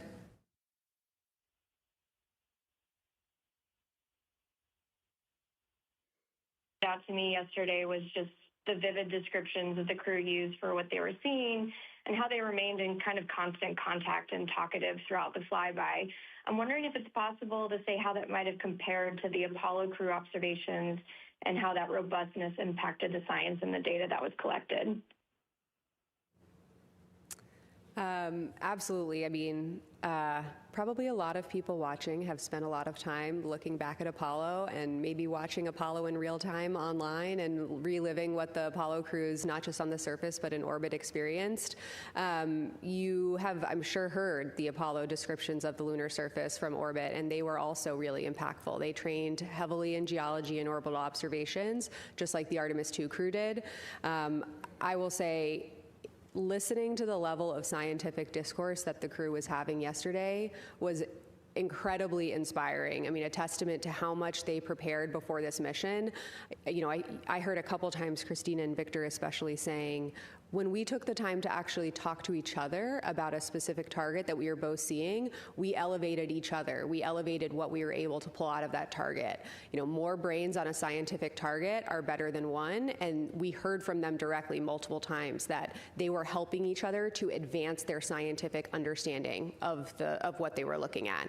We actually also heard them say, hey, we have a hypothesis. Can you guys provide guidance on that hypothesis, like right now in the middle of our flyby? So the science team was saying, you know, was cross-checking what they were seeing, was reading up geologic ages of major lunar impact features, and it was informing the observations they were making during the flyby. I mean, this is absolutely everything we hoped for by integrating science into flight operations, you know, because, again, science enables exploration and exploration enables science. And the fact that, you know, they're giving observations and, you know, I was able to immediately follow up on those observations with, you know, just the quick questions that can enhance science return, it meant that they were evaluating and buying down multiple working hypotheses in real time during their flyby. And just imagining the future when we have crew on the surface for short duration missions and ultimately the moon base, the amount of science we are able to gain when, you know, science is woven into this operational fabric is incredibly impactful. And we saw that, you know, for 7 straight hours yesterday. Now we'll move to Micah Maidenberg with the Wall Street Journal. Hey, good afternoon. For Rick, what is the approximate time on Friday when the crew module separates from the service module, if you have that on hand? You know, the administrator mentioned splashdown is expected for around 8:07 Eastern. And then any color on kind of reentry prep work ahead for the crew and mission control between now and Friday? Thanks. Sure. I'll start with some of the times. The crew module and service module separation is going to occur about 20 minutes before entry interface. So that separation will be at 7:33 p.m. Eastern Time. We expect entry interface about 7:53 p.m. Eastern Time with a splashdown around 8:06 p.m. Eastern Time on Friday. As for the preparations that the ground and the astronauts are doing today to prepare for entry, or today and future days, a lot of it is all of the science equipment and cameras and tablets and reference material that got unstowed in support of the flyby. Well, we have to put that all away. We have to pack up our suitcases and get ready to come home. And That takes time, and so we are laying out a plan to make sure that the crew gets everything packed away in time to get their suits on and get in their seats to perform that final trajectory correction maneuver on splashdown day and come home. We'll move back in the room to Joey and then on to Will. Thanks. Joey Roulette with Reuters. I just had another quick toilet question. Do you have any idea as to why the venting is not happening as fast as you hope it is? And what other hardware on the spacecraft might that implicate, or what other problems might that cause? Yeah, so the engineering team is going to go through a full fault tree to identify all of the potential causes of the blockage. Initially, you may have recalled that we thought it might be icing up at the nozzle at the outer mold line of the spacecraft. We have pretty high confidence that it's not an icing condition. We've put the spacecraft in a sun-focused attitude to bake off any ice. We've activated heaters along the lines internal to the spacecraft, and we still see a blockage. And so the latest theory is related to some of the chemistry that goes into ensuring that the wastewater doesn't develop any biofilms. And there may be something going on with a chemical reaction where there's some debris that's generated as part of that reaction, and it's getting clogged in a filter. But again, we don't have root cause, and once we get the spacecraft back into the processing facility in Florida, we'll be able to get access to all the components and do a real detailed fault tree to identify the root cause. Hi, Will Robinson-Smith with Spaceflight Now. Thank you all for taking the time. Going back to Dr. Young's point about the intersection of science and exploration, to both Dr. Young and to Dr. Glaze, given the number of believed to be impact flashes that the crew observed during just a relatively brief amount of time, I wonder how these observations and the ones made previously by LRO will factor into creating the conditions for a moon base that can allow the astronauts to stay safe, given the probability that they may experience a micrometeoroid impact at that site. Thank you. Can I say anything? Well, I do think that the data that we're collecting with these observations, and as you noted, the LRO data that we're continuously collecting, we have been for quite a while, all of that is being fed into our plans and making sure that we understand what all of the variety of risks are. There's many that we're looking at, and of course micrometeorites being one, as we start to establish infrastructure on the surface and understanding those rates. These kind of data really help inform us as far as what we can anticipate. And of course, the different parts of the moon, down at the South Pole, maybe a little slightly different rates than we would see higher up at higher latitudes. So we need to compile all of those data and understand where, what those impacts might be. Hi, I'm Nick Notori with ABC 13. A question about the scientific stuff that you found yesterday. I know the question was asked about what was inspirational. I talked to Joe Kearns yesterday, and he had told me, I'm just looking at his quote, as a scientist, I can tell you what's most inspirational is when you're pouring through something you're working on and you realize you're seeing something that nobody else has ever seen before. I know you talked about the impact flashes, but is there anything else that no one else has seen before that you guys have already saw? And then also explain to us on Earth that maybe this is high level over our heads, how what was photographed or taken yesterday could maybe give us some answers on our planet of Earth. Thank you. Yeah, lovely questions. I might just give a specific example of something I heard from the crew yesterday. My background's in geology and specifically impact cratering, so every time they describe those beautiful basins, I get really excited. They did describe Ohm crater a couple of different times, and they noticed a variety of different color and albedo hues associated not just with Ohm, but with the rays that extend out from the crater.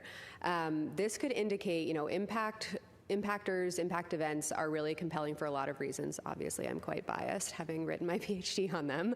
But they can excavate material from great depths below the surface, which means they're kind of like a geologist cheat code, right? Where you can't get all the way down there by yourself, but when an impact has brought up that material for you, it can actually perform that excavation, and we just need to send the crew to the right spots on the surface, and they can actually look at depths far below the surface. And I bring that up here to say that what the crew observed observed around Ohm yesterday was they actually noticed color and albedo hues coming out in those rays, and they noticed that they were distinct and different and evolved along the ray systems, which could potentially lead us to believe that that crater excavated from distinct depths below the surface of the moon. So it's those kinds of nuanced observations that can ultimately inform future landed missions, future crewed missions, to understand where can we go to maximize the scientific value.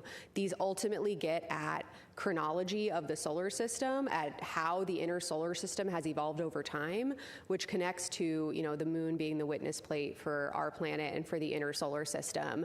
You know, you heard Lori and I the other day get very excited about talking about, you know, pesky plate tectonics and oceans and vegetation that gets in the way of us looking at the early part of our planet's past, and the fact that that part of the record of our Earth-Moon system is still available on Earth. Well, where it's available is the highlands, the far side highlands, and the South Pole. Specifically, the South Pole has the South Pole Aitken Basin, which is my personal favorite lunar and planetary science objective. It's the oldest basin in the solar system. If we can get the right age constraints on that basin, it can help us anchor the chronology for the entire solar system. And so crew observing things like they did with Ohm, where they can say, with my eyes, I can see this distinction, which can ultimately tell us that future observations of high priority landing sites could tell us something similar.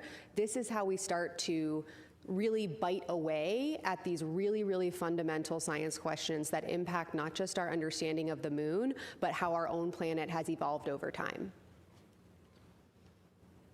Mark Kirkman with NSF. This is for Rick. While we have you here, I'd like to drill down a little bit on entry day a little more.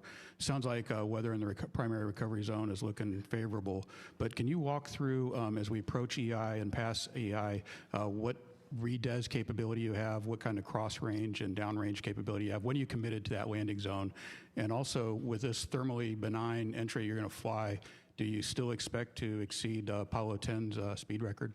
I know you don't care about that stuff, but we do. That's all right. You can still keep asking the questions, and we'll go follow up, and we'll find the answers. I do not have the answer offhand about the Apollo 10 speed record, so we'll have to get that back to you tomorrow. And tomorrow, I'm actually going to provide a lot of detail about the sequence of events for entry, as I'm the entry flight director for Friday evening splashdown.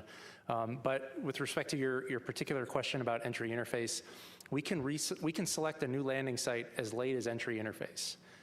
We would prefer to not do that. We like to give ourselves a little bit of margin, but we can adjust the latitude and longitude of the site, and the spacecraft will fly to those coordinates so long as we get that command up before entry interface. So we're going to make a decision far in advance of entry interface to know where the splashdown site will be, because our top priority is to ensure that when Integrity and her crew of 4 splash down, that we have the recovery forces right nearby to help get them out and get them back to the recovery ship. So we have about a 475 nautical mile range. I can't do that conversion.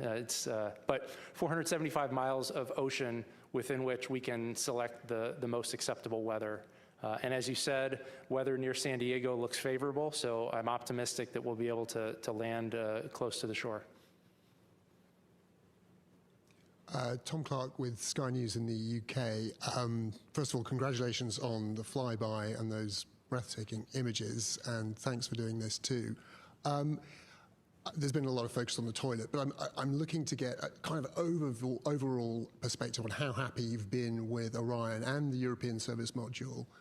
What are you definitely going to have to fix before you fly it again, and how confident are you looking ahead to re-entry? I'm not sure I heard the end of the question. You talked about how the Orion is performing, and it's performing spectacularly. I have to tell you, our Orion team is so pleased with really everything the way that it's performing.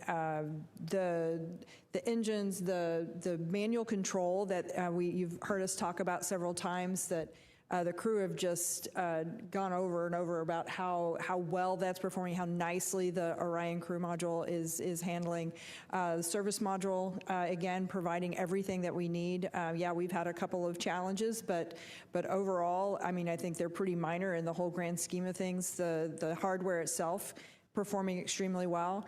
We're really looking forward to turning this around and flying again in a year, and then again a year after that.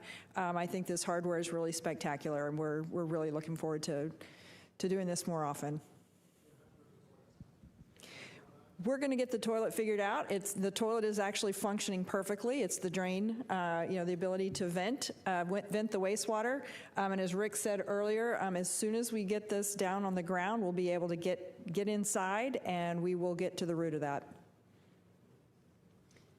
Hi, Lisa Grossman from Science News. This is especially for Kelsey, but actually for all of you. The astronauts yesterday used a lot of really fun analogies and descriptors for the features on the moon they were seeing.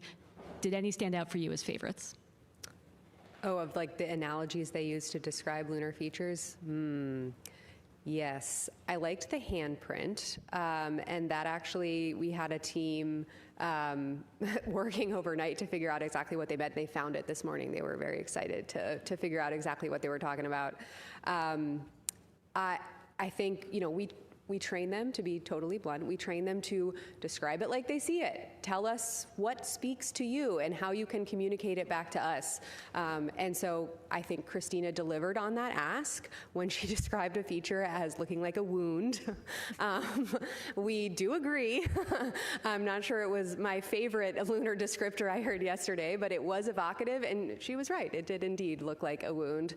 And I was also really resonating with the way that several of the crew members were trying to, in the spirit of wanting to have a scientific dialogue, right? They had science questions they were trying to answer, and they were asking us some pretty sophisticated questions real time. And so to bring us with them on what they were seeing, the way that they were cluing us in to how they were moving across the moon by saying, take this feature, draw a line from that to this, and then continue going, and this is the feature we're looking at. Help us use that as a waypoint.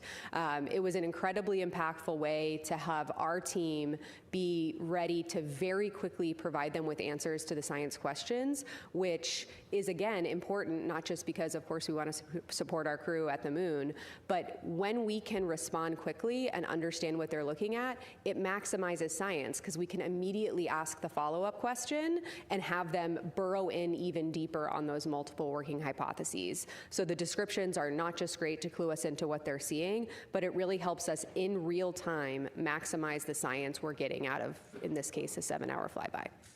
I'd like to just comment real quickly on one of my favorite. It wasn't actually a lunar observation, but it was during the eclipse, and they were looking at the planets that could be seen. You could see Mercury, Mars, and Saturn. And Venus, yeah. And Venus on the other side, yeah. But they're looking at the planets, and I can't remember who said it, said one of them looks kind of red, and Kelsey's observation was, that's Mars, you're looking at your future. And I thought that was spectacular. Thanks. We only have time for a couple more questions, so I'll pass it over to you, Jonathan, and then we'll do one more. Thank you. Jonathan Seri with Fox News. I would love to know about the logistics that went into the ship-to-ship call. If you could explain in layman's terms, how did it work out? And perhaps more importantly, what was the symbolic impact of that call? So the logistics, we have done a number of public affairs events on integrity throughout the mission. We do them multiple times a week on the space station, and everything goes through Houston. So the data comes through the Deep Space Network, through the Jet Propulsion Laboratory over to Houston. We have audio and video technicians here in Mission Control who can reconfigure the routes for the data and send it to the appropriate destination.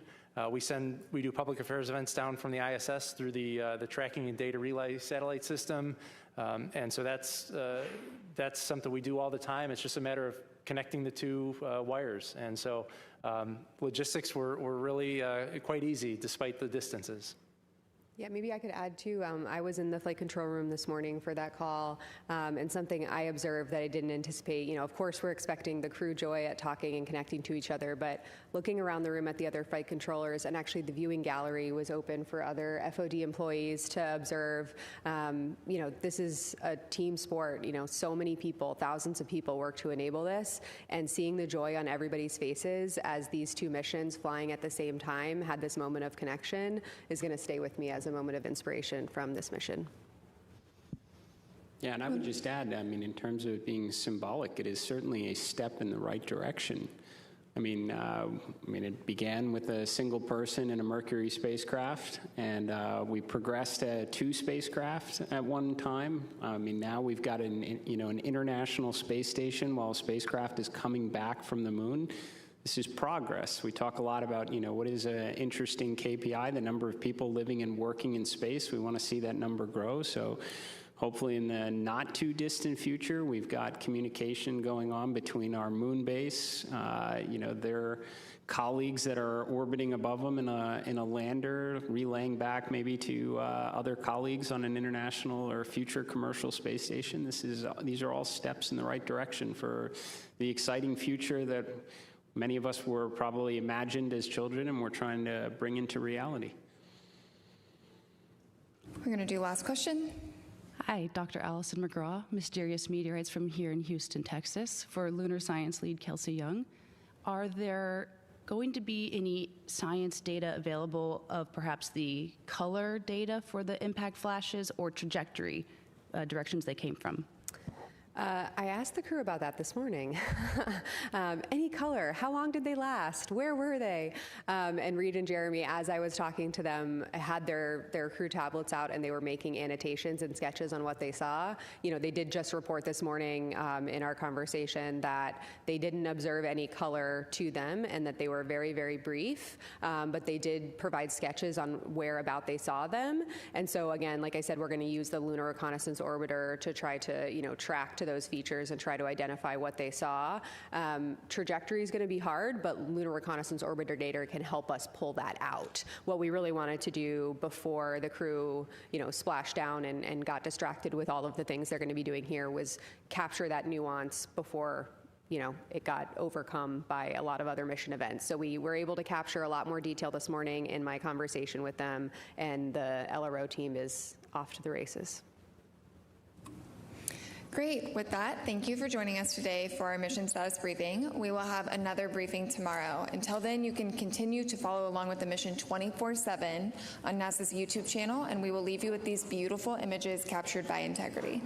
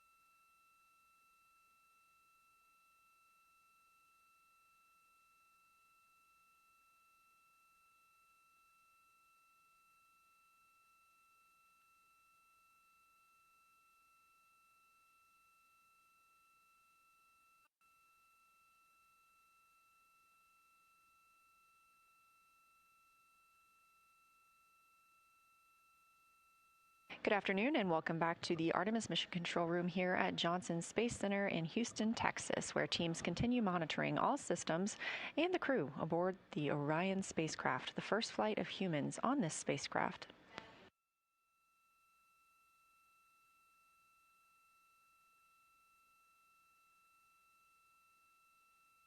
The crew is having a little bit of a quieter day today. They woke up at 10:35 a.m. Central Time this morning, got into their post-sleep period, and then got to talk to the International Space Station crew. Following that brief encounter, they stepped into their post-lunar flyby conference with science lead Kelsey Young. You just saw her in our mission status briefing.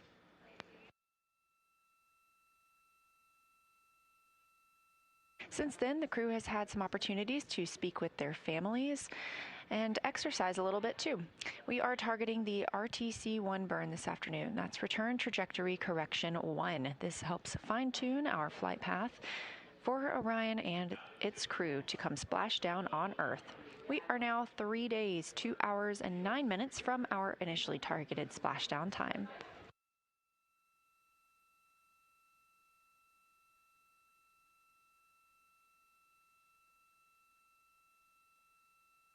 You're looking at a visualization of the spacecraft. Now 48,670 miles from the moon and 228,090 miles from Earth, continuing to grow closer. You can keep up with this data at any time by visiting nasa.gov/track-Artemis. Coming up shortly, we expect the crew to have their intermediate burn targeting conference. At that time, the teams will load up the latest burn plans aboard the spacecraft. The burn we're expecting this afternoon will be small, especially in comparison to the translunar injection burn that put us on this trajectory. These trajectory correction burns are using the RCS, or Reaction Control System, thrusters on the spacecraft. Much smaller thrusters with much less power than the OMS, or Orbital Maneuvering System, engine that we used to propel us around the moon and bring us back home. This is a live view from the spacecraft looking at the service module. That large nozzle is the OMS engine. We do not intend to use it again during the mission, having completed that translunar injection burn.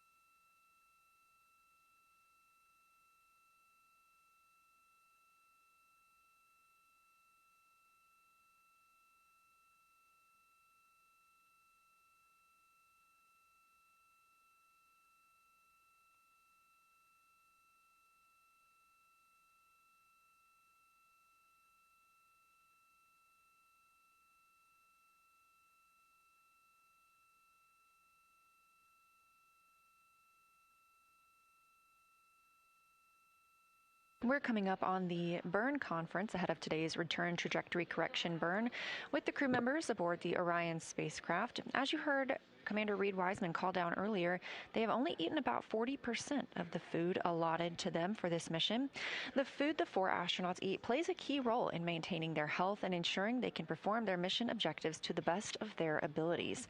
Let's learn a little bit more about how to eat in space. Around the moon meal. Around the moon meal. What would you eat? Cheese? Can you think? Oh my gosh. That's clever.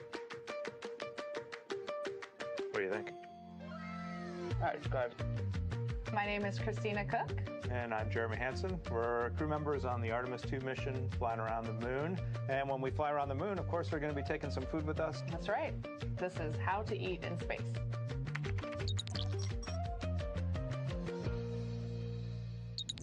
Here we are in what we call our food lab at NASA Johnson Space Center. We come in here quite often to sample space food. The neat thing about the food selection is it is so diverse. Different entrees that you wouldn't imagine can be rehydrated and actually good in space are completely fair game. And it's pretty awesome.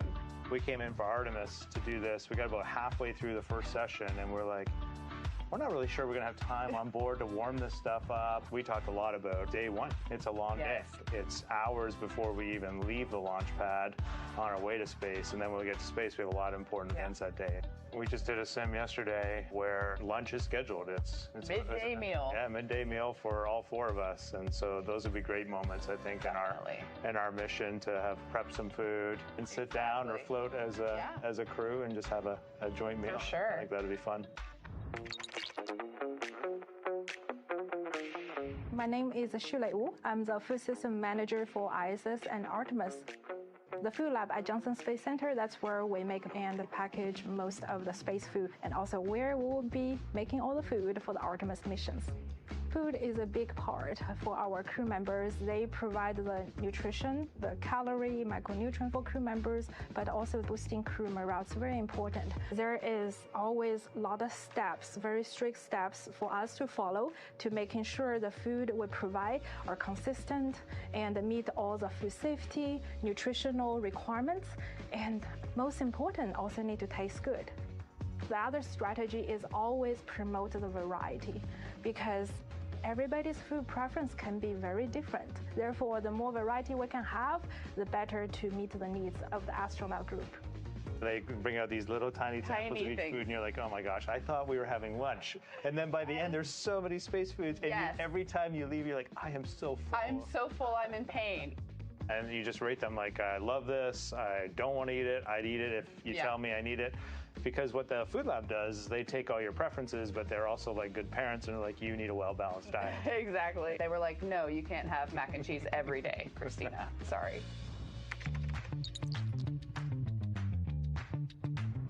I'm Wyeth McKinley. I'm a flight controller and a crew instructor for Artemis II. We're here at the Space Vehicle Mock-Up Facility at Johnson Space Center. We're inside the Orion mock-up where we perform crew training for the Artemis II mission.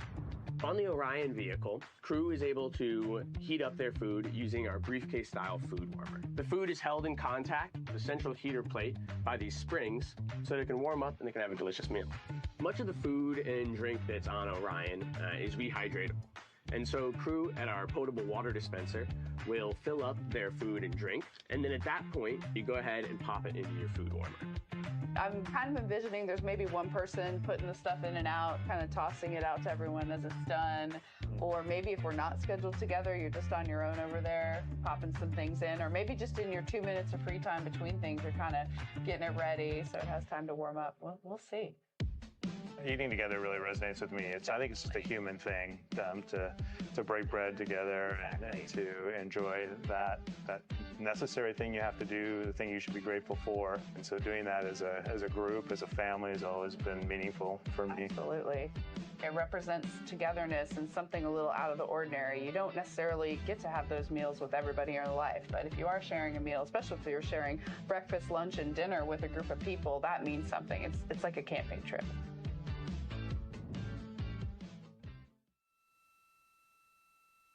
Go ahead.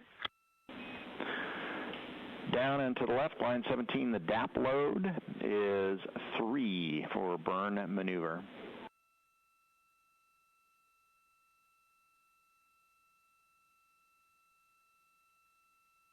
Go ahead. In the guidance solutions section, the delta V tote now 1.4 feet per second. The TGO is unchanged at 15 seconds.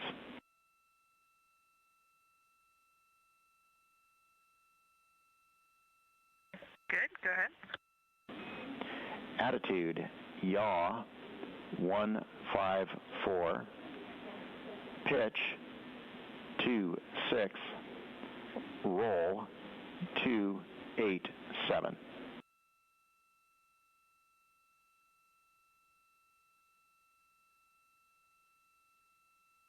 Copy, go ahead. And the last bit's the delta V, X, minus 1.2, Y, 0.6, Z, minus 0.6.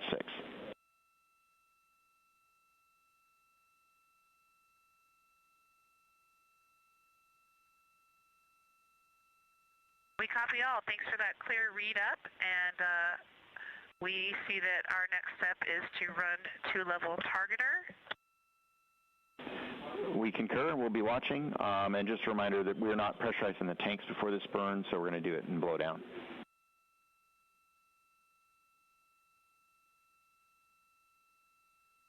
Copy blowdown, and understand we have a go to complete step 9 on board, even though the burn execution steps show it as a skip. Checking.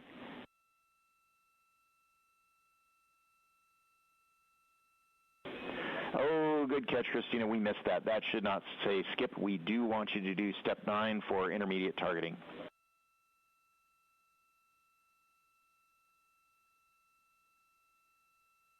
Copy all. We will do it and chat with you after. Thank you. Roger.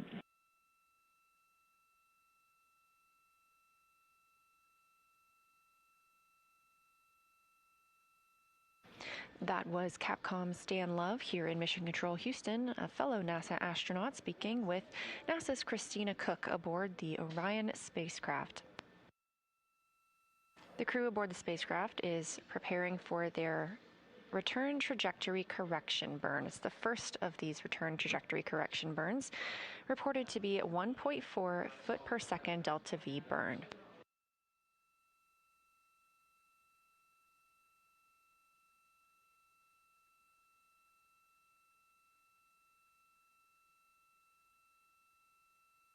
Again, we are expecting that return trajectory correction burn tonight around 7:03 p.m. Central Time.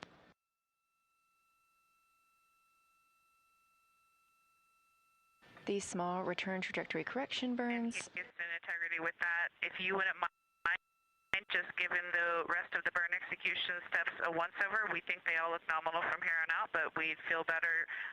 Let us know if you see any other deltas. Thank you. We will run an additional check and call if we find any other problems.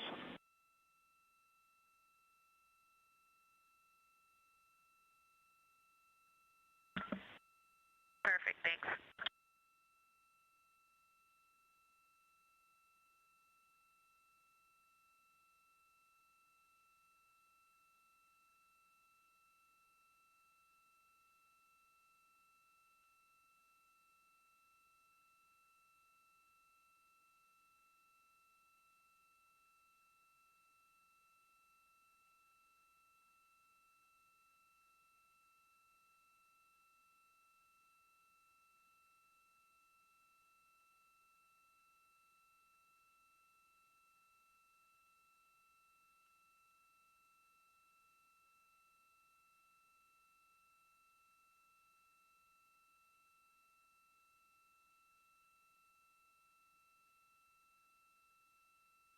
Such a fantastic view coming from a solar array camera on Orion, looking back at all of us here on Earth.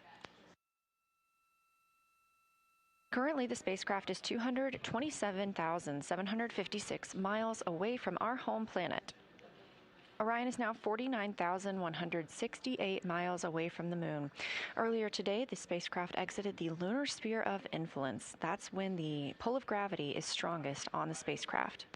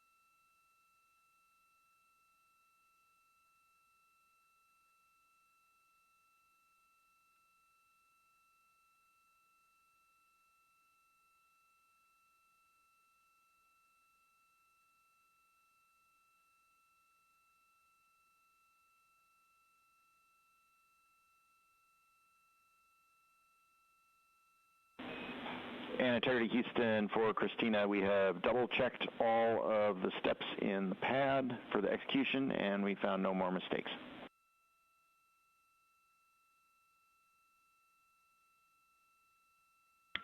You guys rock. Thanks.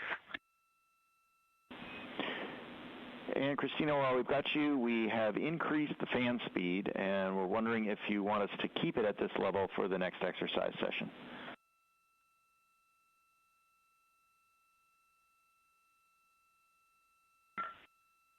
We feel it, and yes, please.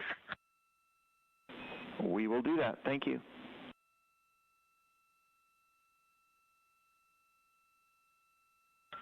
Thank you for that.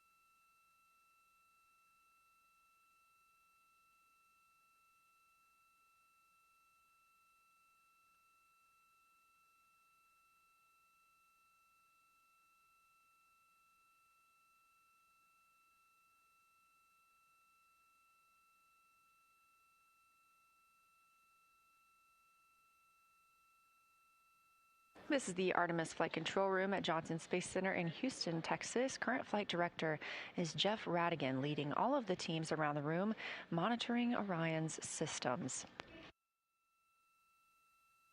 This is Flight Day 7, following launch on April 1st of Orion atop the Space Launch System spacecraft at Kennedy Space Center in Florida.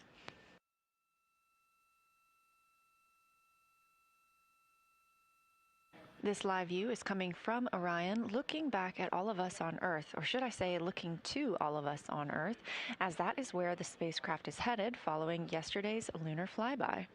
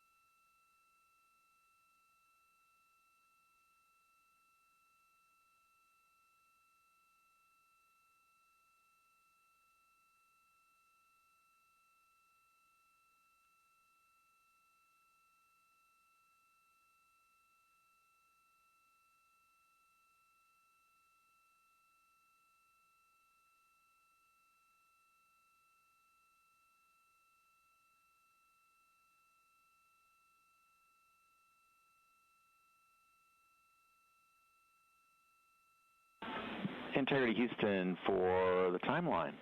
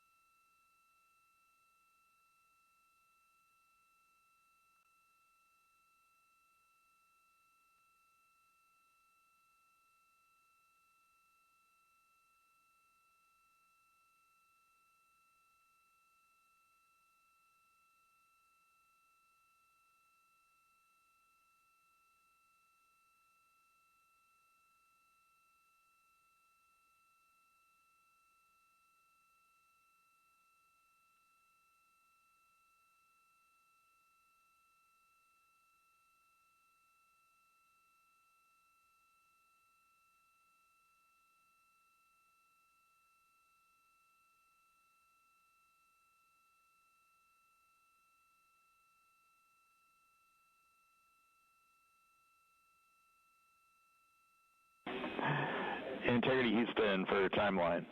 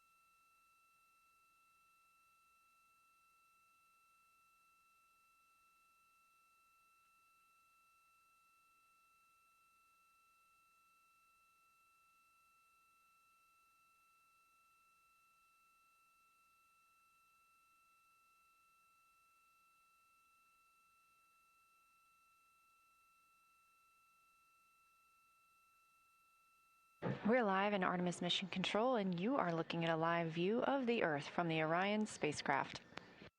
We are now 5 days, 23 hours, and 39 minutes into the Artemis II mission, the first flight of humans aboard Orion. The crew aboard the spacecraft has been working on the targeting plan for the upcoming RTC-1 burn. That's Return Trajectory Correction 1, a fine-tuning maneuver to keep us on a straight and narrow path on the way to the Pacific Ocean.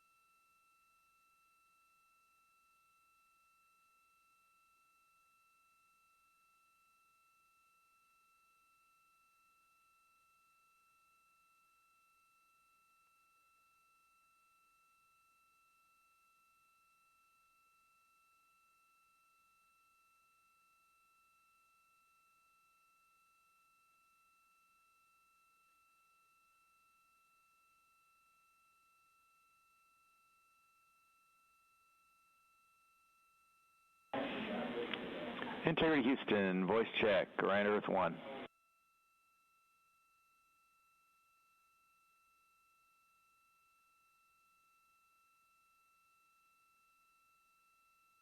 We have you loud and clear, Stan. We have you the same. Did you hear 2 earlier calls for a timeline about 3 minutes ago?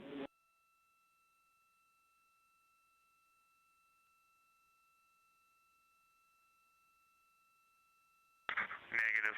Go ahead, those calls again. Okay. We had just tried to get your attention for some timeline things. It looks like there was some uplink going on elsewhere in the system. We're going to chase that down. For the timeline, can you please give us a status on the RHC install and the docking cam install?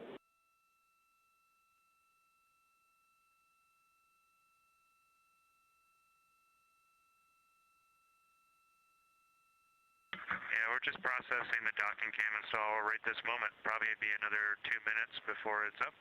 And we're assuming we need to disregard that. then the RC, we knew it was in the procedure earlier. It's prepped, not quite up yet, but it's in position, so we're good with the RC. If you're happy, we're happy, and copy the docking cam. Next, at the end of your midday meal, we've got a scheduled flight director crew conference. The vehicle looks great. We don't think we need that conference, and if you agree, we can cancel.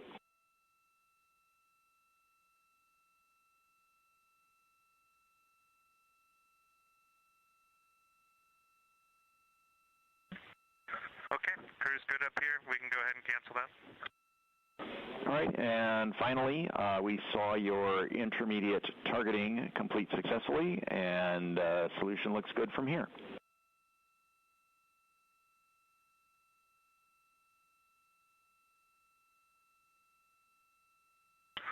Okay, we concur, Stan. Appreciate it. That's it for now. Enjoy your lunch.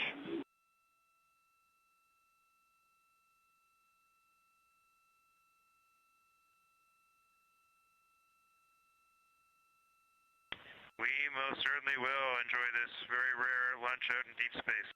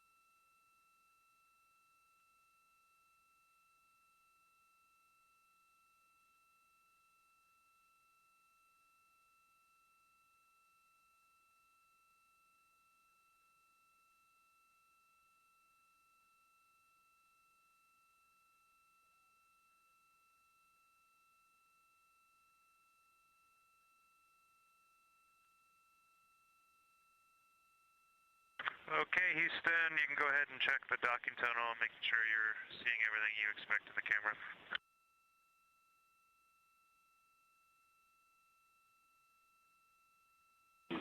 Copy, we'll take a look.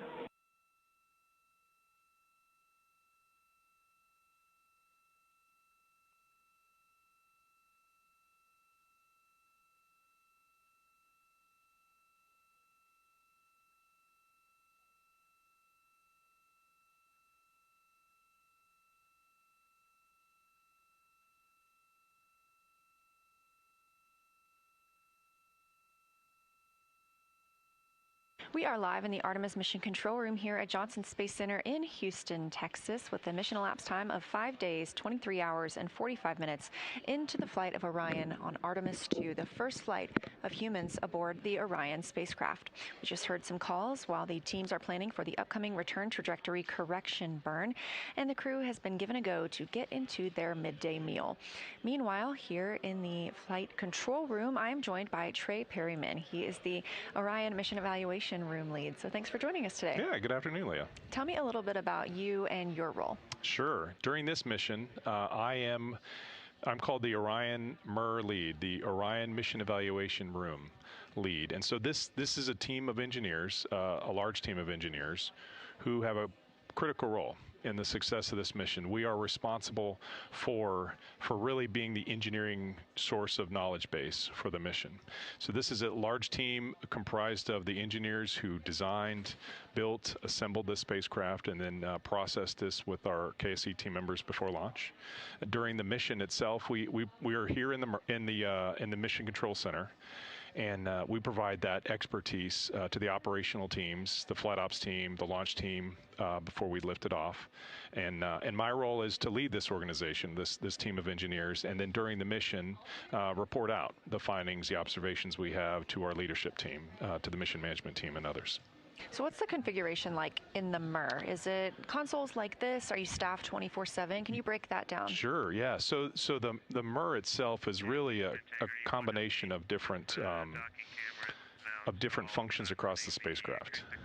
Monitor off of battery until bedtime. Copy. Acoustic monitor on batteries, and we have checked and are getting good data from the docking camera. Thanks for that work. Trey knows the rules, that That's we always right. let the astronauts talk first. That's very important. I grew up in, I was telling Leah, I grew up in this room here as a flight controller on the Space Shuttle program and ISS assembly missions, and so I definitely have learned that protocol. So bear with me as I explain this. But up in the MER, this is a collection of focus areas. So we have different, we call them consoles, just like we have in the flight control room here. And these are really representatives of different engineering functions or expertise. And so we have a console, for example, for the power system, for the propulsion systems, flight software, guidance, navigation, control. And so these people are all, they come together in this one place, and they're comprised of different organizations. So NASA, the ESA, the European Space Agency, and our contractors, Lockheed Martin and the Airbus company. So we have a blended team of engineers who participated in the development of this spacecraft and now its execution. Well, tell me a little bit about how the MER works with this front room, because I hear calls, on these back loops about checking with the MER on something. So how does what the team does there inform what the team is doing here? Yeah, that's an excellent question. In the Artemis program, we are really a combination of many teams. And so the operations team, the flight control team here, and then the Orion MER are different teams, and they play a unique and separate role. So the operations team, just to start there, is responsible to execute the mission. And so they fly the spacecraft, they send commands, they work with the astronauts and plan their day and plan the activities on the spacecraft. For the MER team, we're really focused on truly the engineering depth of knowledge. And so we are following the vehicle systems, monitoring the performance of components, of integrated systems together, the whole spacecraft itself, really to understand how the vehicle is performing, understand it against what we were expecting pre-flight, and then to help when there are anomalous conditions. So sometimes there are things that have gone wrong, as others may have noted here for this mission, it's the MER's role to help the ops team through that. So the operators here in the control center will respond to an issue. It'll be the MER's role to find resolution of that issue over time. So they're unique roles, and we talk and compatible, and so we talk with one another through the mission. So our flight controllers here and the MER consoles talk regularly, every day, all through the shifts, about what's going on in the spacecraft components. And then our team upstairs is led by MER managers, so they're responsible for one shift to the next in the MER. This MER supports round the clock, and just as the flight director does in this room. And so our MER managers and the flight directors coordinate as required. Well, let's talk about preparation a little bit. So I know that we participate in sims here in the flight control team. How does the MER prepare for a mission like this? Right, very similarly. So the MER team, we're different than flight controllers. And so where the flight controllers, this is their bread and butter, operations is what they do primarily. The engineers in the MER are also very good because they draw upon their day job of designing and understanding, really qualifying the system, testing, evaluating, improving. And so for the MER team, our training really begins with what we do outside of the mission, pre-flight, ahead of time, and in understanding this vehicle, defining what the vehicle will need to do during the missions. And so when it came to really put I think your question is really about how do we actually specifically prepare for this mission. We began in January of last year, and we formed the team and identified who would be on the team, and then participated in dozens of simulations with the launch team out at KSC, and then also here at mini sims with the flight ops team. And so exercising team communication within our own MER team, and also communicating with the flight controllers, communicating with the launch control team. A lot of the simulations we do stress scenarios, which are useful for learning about the systems, but also learning how do we communicate, how do we resolve in a timely manner, how do we understand the condition of the vehicle and make sure that it is ready to continue to fly and successfully return the crew home. Fantastic. Well, let's talk a little bit about yesterday. So we had Lunar Flyby Day. Yes. What was the energy like in the mission evaluation room? It was a fun day. So, and a day, I think, full of emotions. I think for many who witnessed yesterday, probably around the world, we all shared similar emotions and feelings about the gravity and the momentous occasion that was. you know, when Jeremy was calling down and spoke about those craters, and naming those two specific craters, I don't think there was a dry eye in the room. I mean, silence. So most of the team upstairs, like here, are wearing headsets, but we had a lot of extra visitors. So we had speakers on, but you can just hear very clearly Jeremy coming through the speakers we had up there. Very impactful. And then as we approached Paralone, the altitude of closest approach to the lunar surface, lots of excitement. I mean, immense joy as we led up to the Earth set before we went into that eclipse period and loss of signal period. Before launch, the crew members came out and visited the MER and talked with us and gave us patches, those double-sided patches that they decided, where one side is a picture of the Earth with the moon in the distance, and then the other side is different with the moon and close up, and then the Earth in the distance. So we did what they had asked us to do, and so at the moment of Paralune, we all had a little ceremony of or activity of flipping the patches, and so immense joy, excitement. It was pretty fun. And then as we knew we would get signal back as Orion continued to fly on the other side of the moon, and we knew we would get comm back with the Earth, intense focus. Really wanted to make sure, what is that vehicle looking like once we got comm back with them. It sounds like we were going through some similar things in both of these rooms. I'm sure. When the craters were named, it was a moment of silence in here as well. It was very, very touching.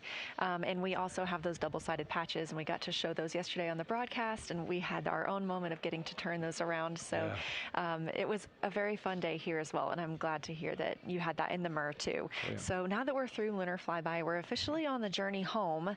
How do you feel about the rest of this mission and coming down and coming to splashdown? Yeah, this mission is not over until we get the crew back. So the MER team has extreme focus right now. There are a lot of things that the crew members are doing themselves in the cabin to prepare for this journey home, and we are also watching the spacecraft, and it's really mindful that we are. Houston for smoke detector.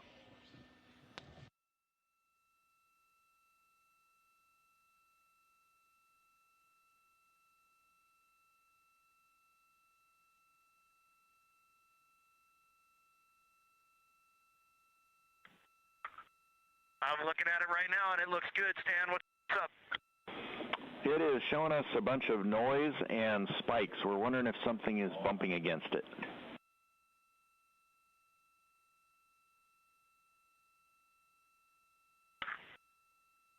We were just setting up for a photo in the cabin, but I do not think we have hit it, so that would be abnormal. Christina's checking it.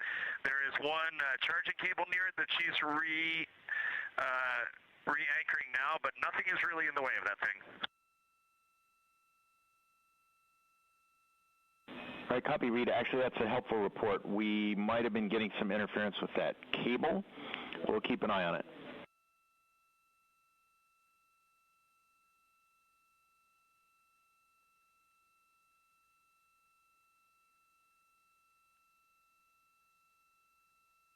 We just heard a call from the crew aboard Orion, from the Capcom Stan Love here to the crew aboard Orion about potential signal from the smoke detector, and it may have been interference due to a nearby cable, and the team's going to keep their eye on it, but no alarms here. Trey, we were talking about the journey home now that... And integrity, we are no longer seeing that noise on the smoke detector, so we're suspecting interference from that cable.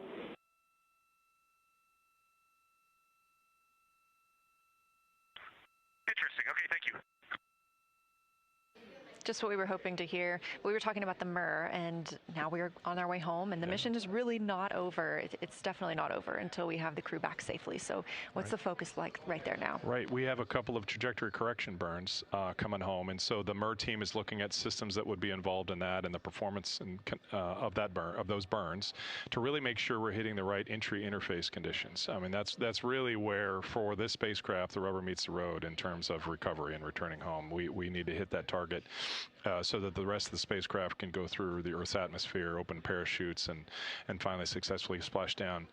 So the MER team is looking at that. We're worked through a handful of different different anomalous conditions on the spacecraft. I think the crew is doing very hard in the space, working through different things in the spacecraft and their own day, their own schedule. And so we're watching that, but really all eyes towards entry interface. Well, we're looking forward to seeing them under good main parachutes and splashing down. Absolutely. And one last thing, I'm very honored to get to tell this story, but I want to make sure people know that this story goes so far beyond just this room and the crew and do you have anybody that you want to give a shout out to? Yeah, so the MER team upstairs in this building, it has we have dozens of people every shift, round the clock. But we have other locations. So we have people, I'd like to say hello to the people outside of this building that support the team that I'm responsible for. So we have dozens of people in Denver at a facility Lockheed Martin has. We have dozens of people outside of Amsterdam in the Netherlands, where the European Space Agency has a similar remote site. So for the people who are there, I'd like to say thank you, because we're drawing upon all of the expertise, and that Artemis expertise is really all over. And I have a lot of different individuals that come to my mind, too many to mention here right now for a specific shout outs. But to be honest, there are moments in this mission that I will look back and realize the successes we had were really because of the many people and the necessity for us to work together and solve those problems together, which is, I think, largely what Artemis is about. It's really about going to the moon, but it's also about doing so together. Absolutely. Couldn't have said it better. So the work of thousands of people, and now Artemis II going for all humanity. That's right. Thank you so much for joining us, Trey, telling us a little bit more about the MER. And I know you have to get back there, so I appreciate your time here today. Well, thanks, Leah.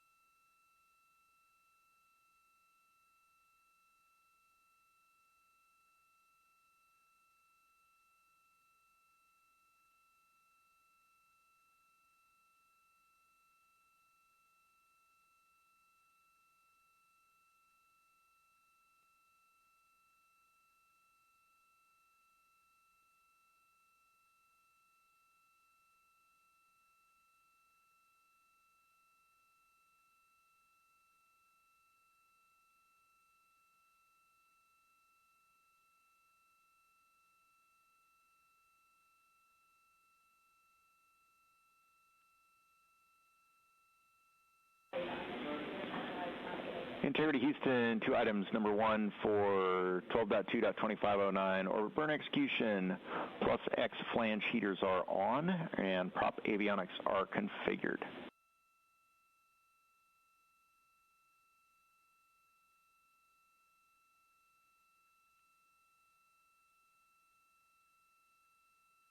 Okay, we copy, Stan. And unfortunately, we have seen the spikes return in the signal from the smoke detector. Can you check that the cable is still not near it, and also tell us what cable it was? If that was EMI off of that cable, we definitely need to document this.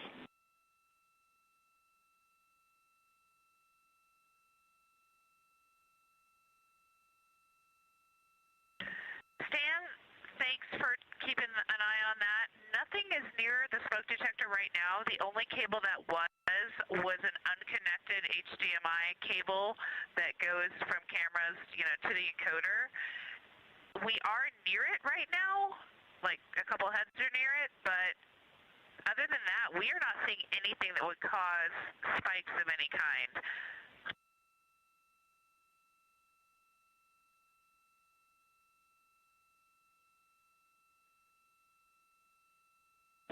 All right, copy. Thanks for that information. We're still scratching our heads down here.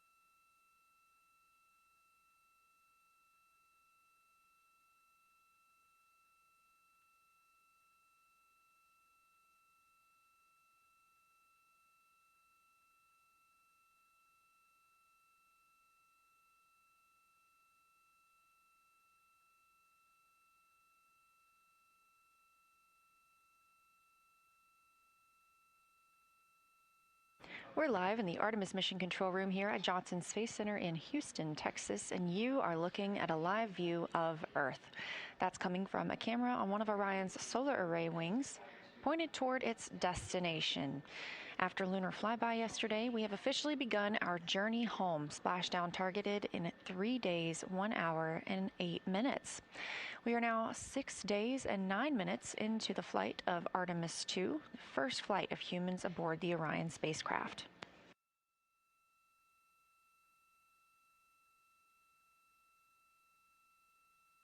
We heard some calls earlier about potential noise or pings on the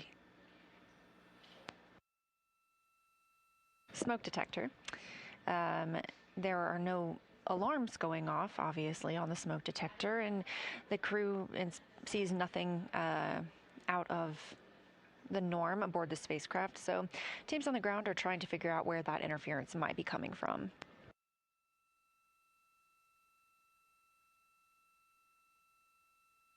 It's a little more of a quiet day for the crew after their extremely busy day yesterday during a lunar flyby. They had the opportunity to speak live with the crew living and working on the International Space Station right now, and shortly thereafter conducted the post-lunar flyby conference with our science officer here on console, Kelsey Young. The crew called down some of their observations yesterday and answered the science team's questions while that was still fresh on their minds. The crew members have also gotten a chance to talk with their families today and have been slated to do some exercise. And they're targeted to execute the RTC-1 burn, that's Return Trajectory Correction 1, at about 7:03 p.m. Central Time. That's a small burn that will help fine-tune Orion's path on its way back home to Earth. Currently, the crew are enjoying their midday meals. On the menu today are some soups. We've got split pea soup, potato soup, turkey tetrazzini, beef patty, tortillas, spicy green beans, vegetarian chili, grilled chicken, tomatoes and eggplant, apples and spice, macaroni and cheese, and some mango salad, as was mentioned in that ISS ship-to-ship call earlier, and some more coffee.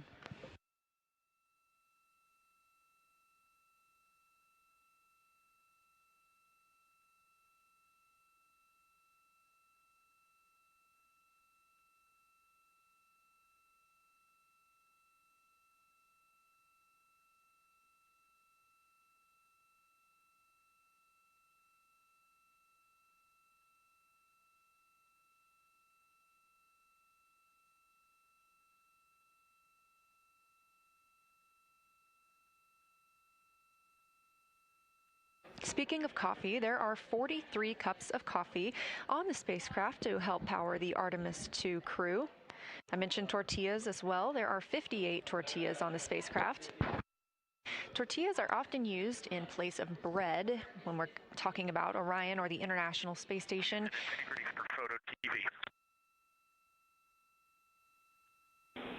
Go ahead for photo TV.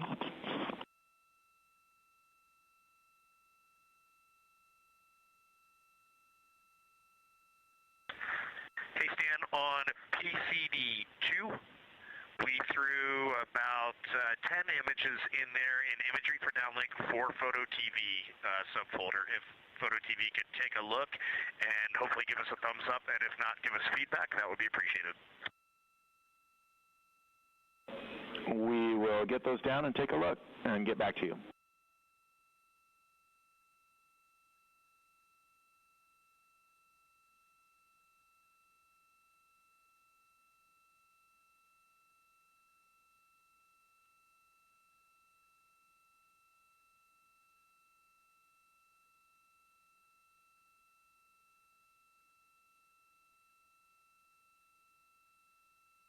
That call from Commander Reed Wiseman down to Capcom Stan Love here in Mission Control Houston about some photos that they are sending down. We continue to get photos from the crew aboard Orion, and you can see all the latest ones on NASA's social media. That is at NASA or at NASA Artemis, and you can also find those at images.nasa.gov. talking a little bit more about the food on the spacecraft, and tortillas typically being preferred as the essentially bread of choice. Bread has a lot of crumbs, and when in space, those can float pretty much anywhere and get into the ECLIS, the environmental control and life support systems. And you do not want anything clogging up your fans for those life support systems, so tortillas are often the preferred, essentially bread of choice.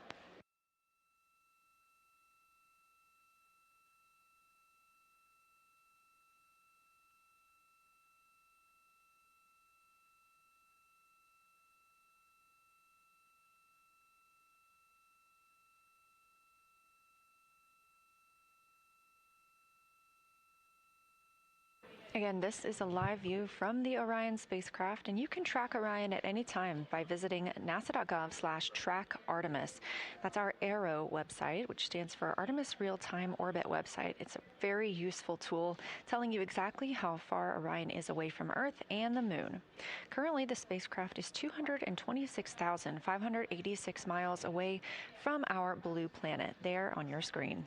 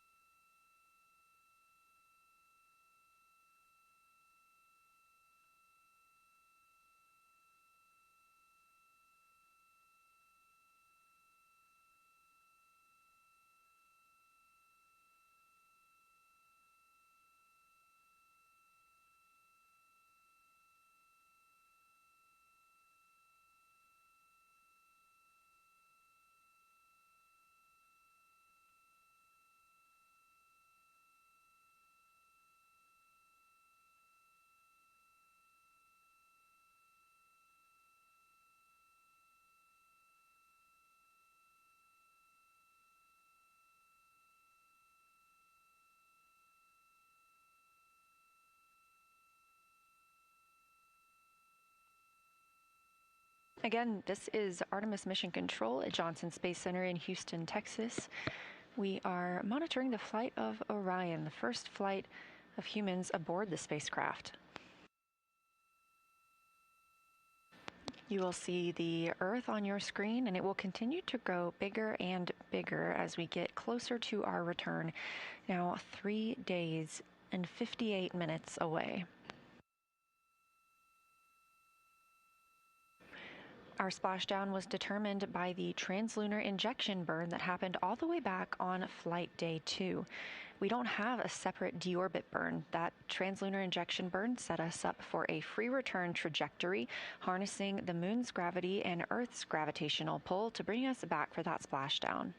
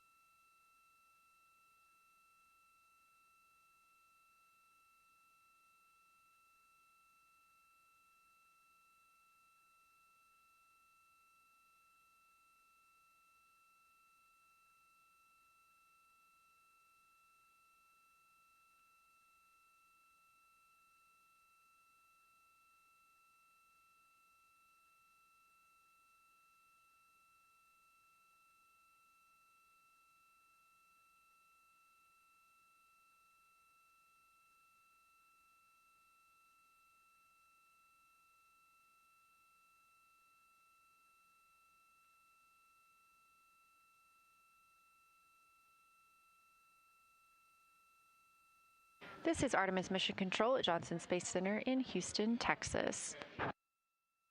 Next major milestone on the crew's timeline will be the RTC-3 burn. We are now just 1 hour away from ignition of that burn. This is a 1.4 foot per second burn. Again, that's relatively small, and so this is a trajectory correction burn, as is in the name. These are just small refinements for our trajectory that was set during the translunar injection burn back on flight day 2.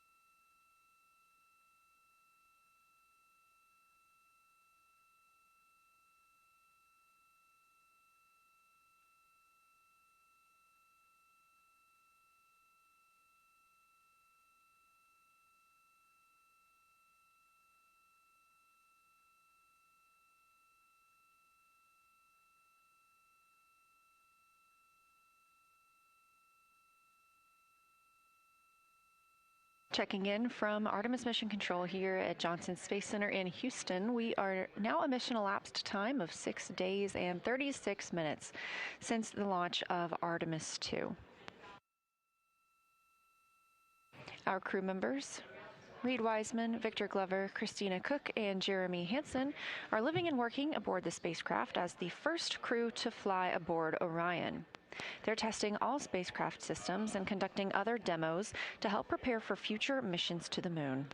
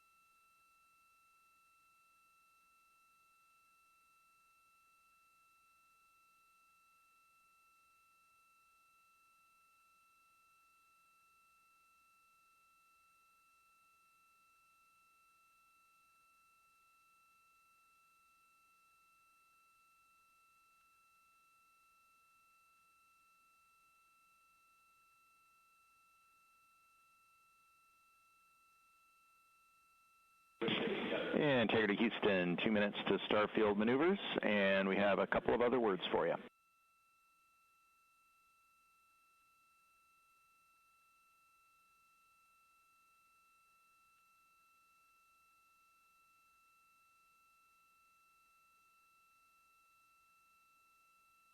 Copy, Starfield, stand. Go ahead, your words. All right, late call SM prop helium ISO valves are configured. The aux branch 1 will remain closed. There is no change to the burn plan or to the pad. However, right after the burn, we're going to change the active burn plan to the plan in slot 4, which is nominal PLS RTC last.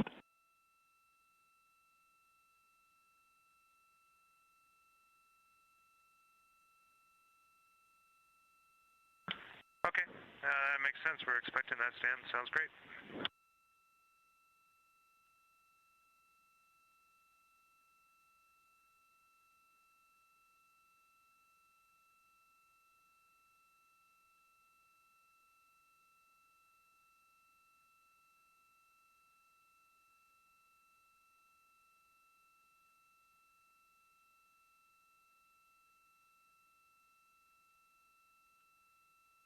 Welcome back. We are still here. They are in space. And Stan, while we have you, there's a new photo in PAO for downlink on PCD2. Copy. We'll go look for the photo on PCD2.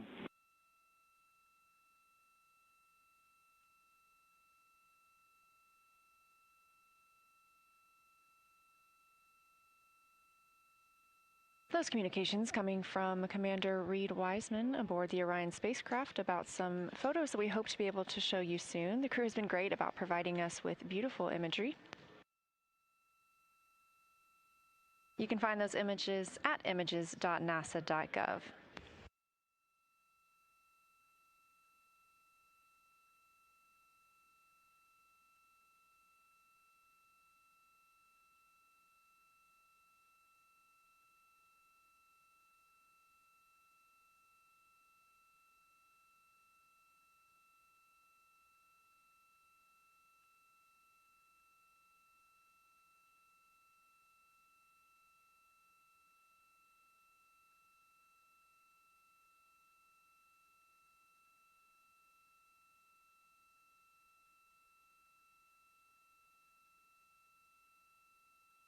And we are standing by for the return trajectory correction 1 burn, now just 43 minutes away.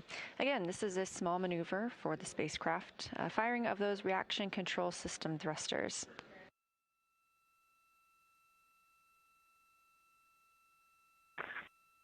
Houston Integrity, are we okay for secondary purge line?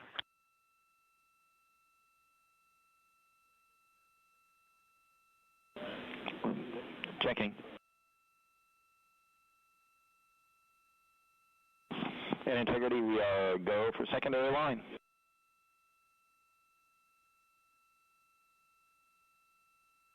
Great, thank you.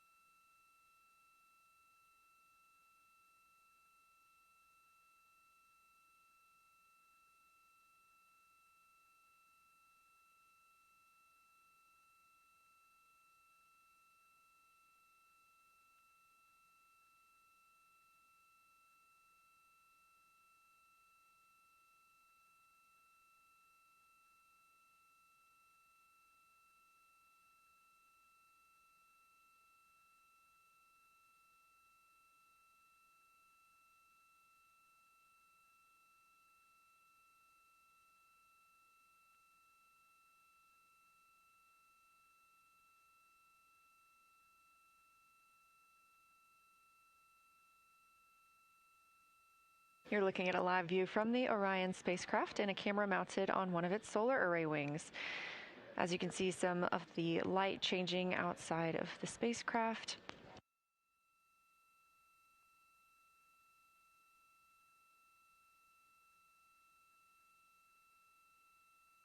These cameras are exactly what we used to observe lunar flyby yesterday, and of course we got some beautiful images down from the crew inside the Orion spacecraft.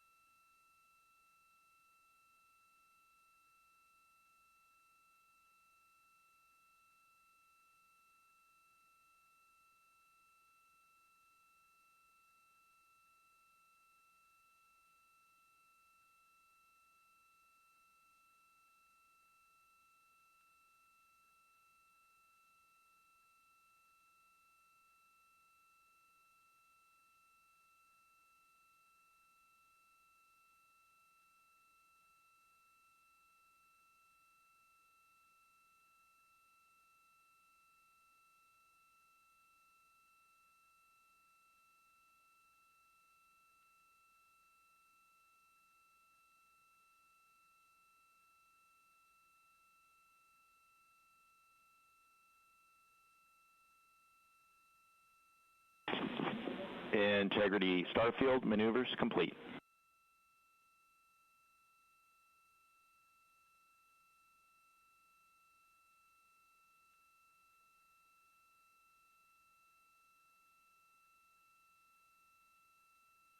We copy, Stan. Thank you.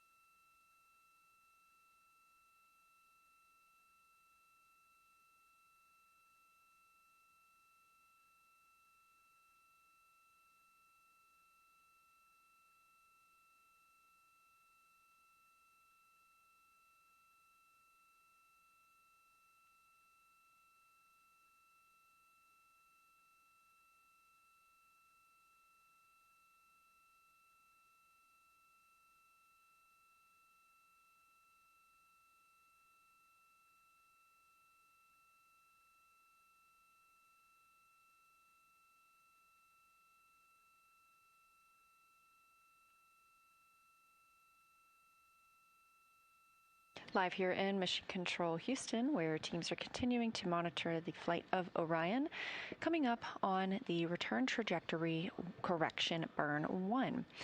This is, again, a very short burn. It'll be 1.4 feet per second. And that's coming up in about 31 minutes. Before then, the team here on the ground will have a final burn conference with the crew.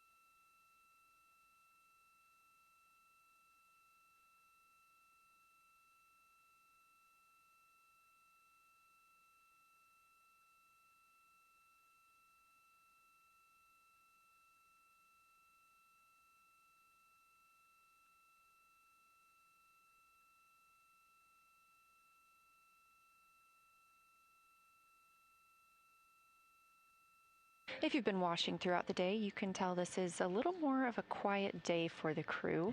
We are preparing for this burn now coming up in 30 minutes, but the crew had an extremely busy day yesterday and therefore got some time off, especially scheduled for after this burn. The crew woke up at about 10:35 a.m. Central Time, got into their post-sleep period before moving into their daily planning conference, talking with teams on the ground. Integrity, we see good targeting. Go to burn the onboard. Also, MCC has pulled go for RTC-1. And a reminder, there's a 1-hour forward link LOS right about the time of the burn, so we can watch but not call or command during that period. And correction, we're still assessing go for the burn. Okay, that sounds good, Stan. Then we'll plan on just closing out 12.2.2509 as per the burn plan, and we'll talk to you on the other side of that burn then, or after that loss of return, or loss of forward. Roger. Stand by for final go.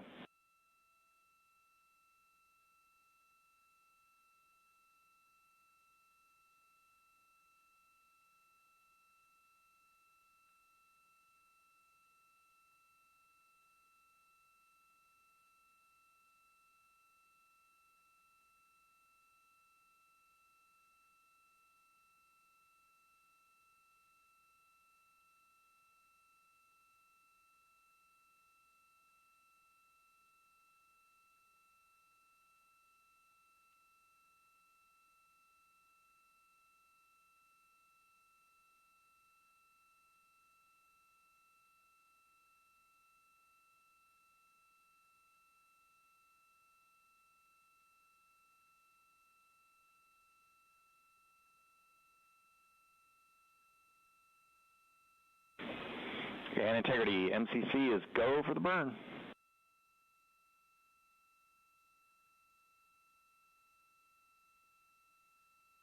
Okay, we copy, you're still go, and we're go up here.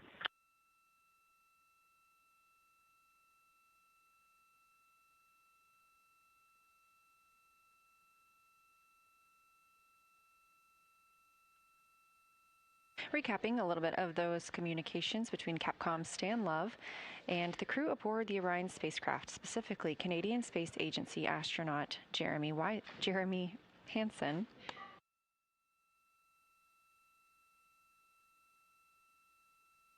Ground team confirmed that we are go for the RTC-1 burn, return trajectory correction 1, coming up in 27 minutes. That will be at 7:03 p.m. Central Time. Again, a very small fine-tuning of the spacecraft's trajectory ahead of splashdown, now 3 days and 17 minutes from now.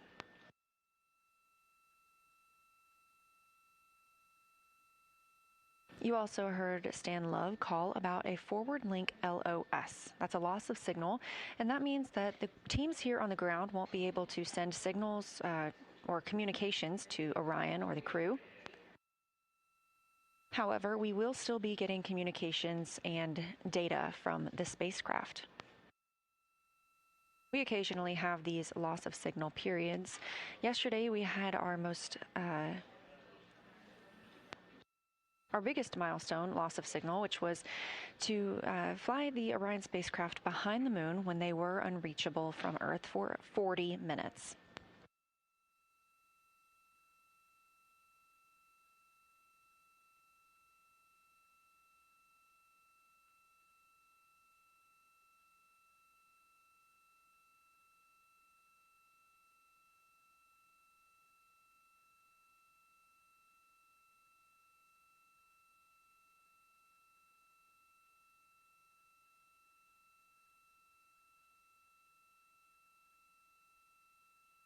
But again, recapping the crew's day, they had their daily planning conference with the team, getting a read on any of the spacecraft systems and asking any questions before they started their workday.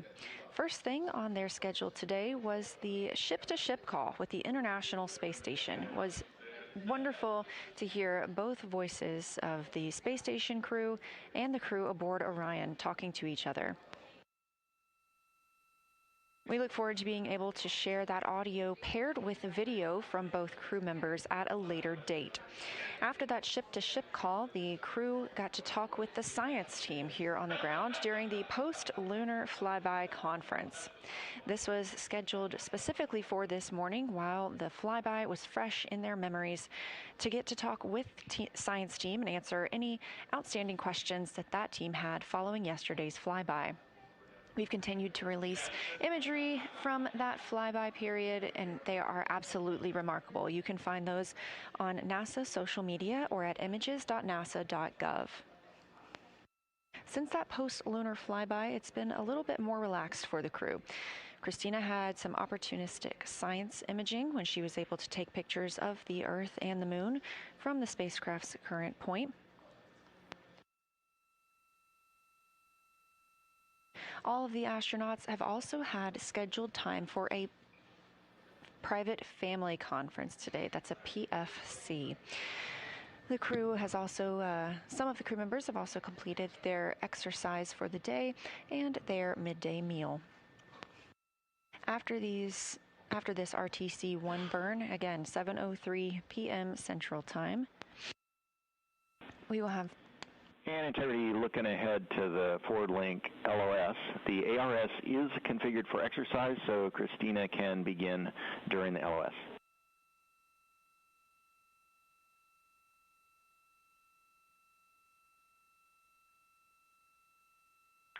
Okay, we understand that, and she will follow the procedure and safe massage before she starts. Thank you. Great words.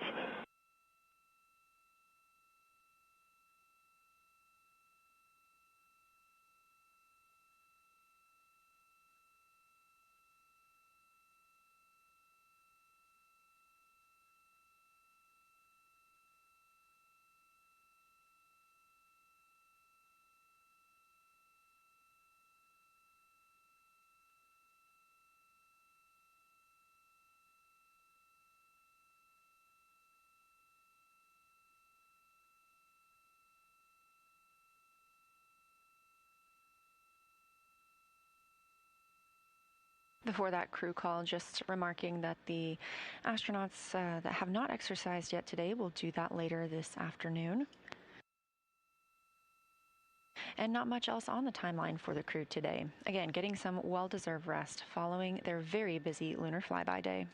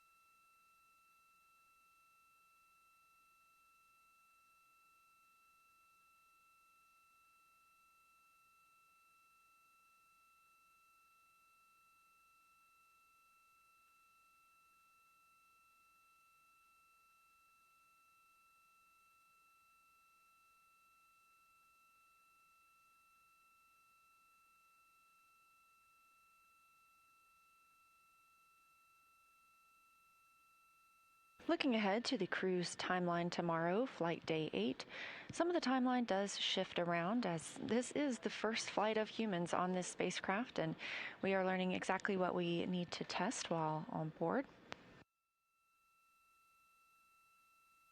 We have another opportunity to work with the OX suits, the Orion Crew Survival System suits.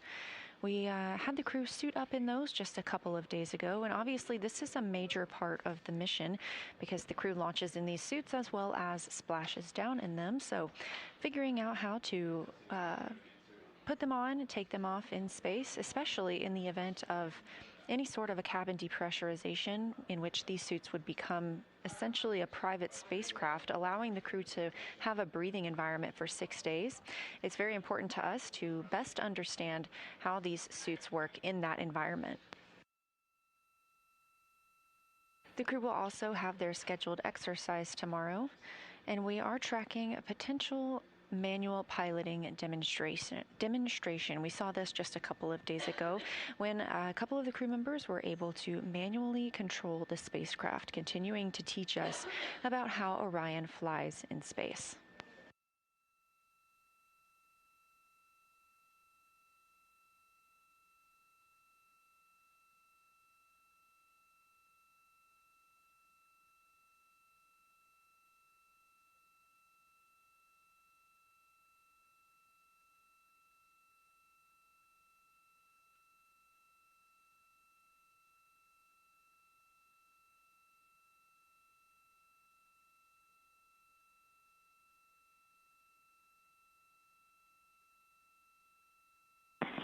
Integrity tank pressures are good for the burn.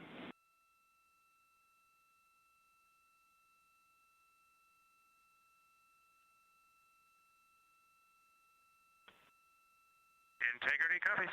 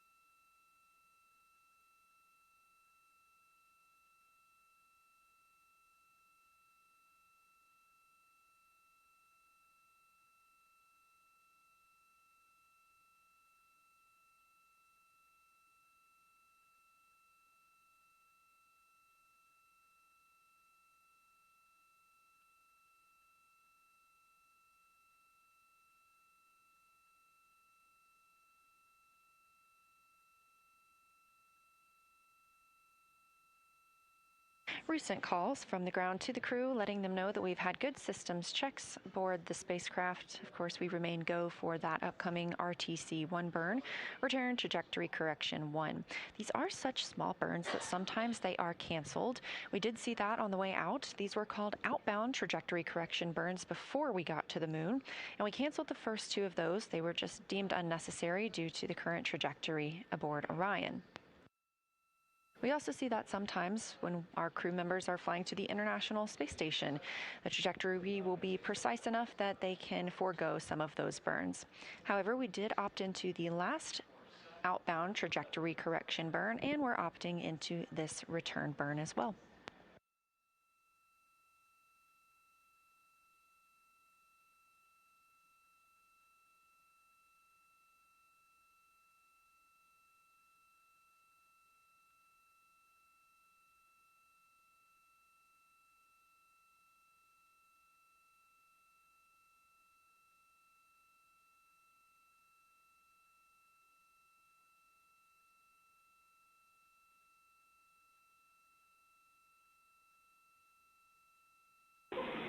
The integrity saws in position for the burn, all brakes set.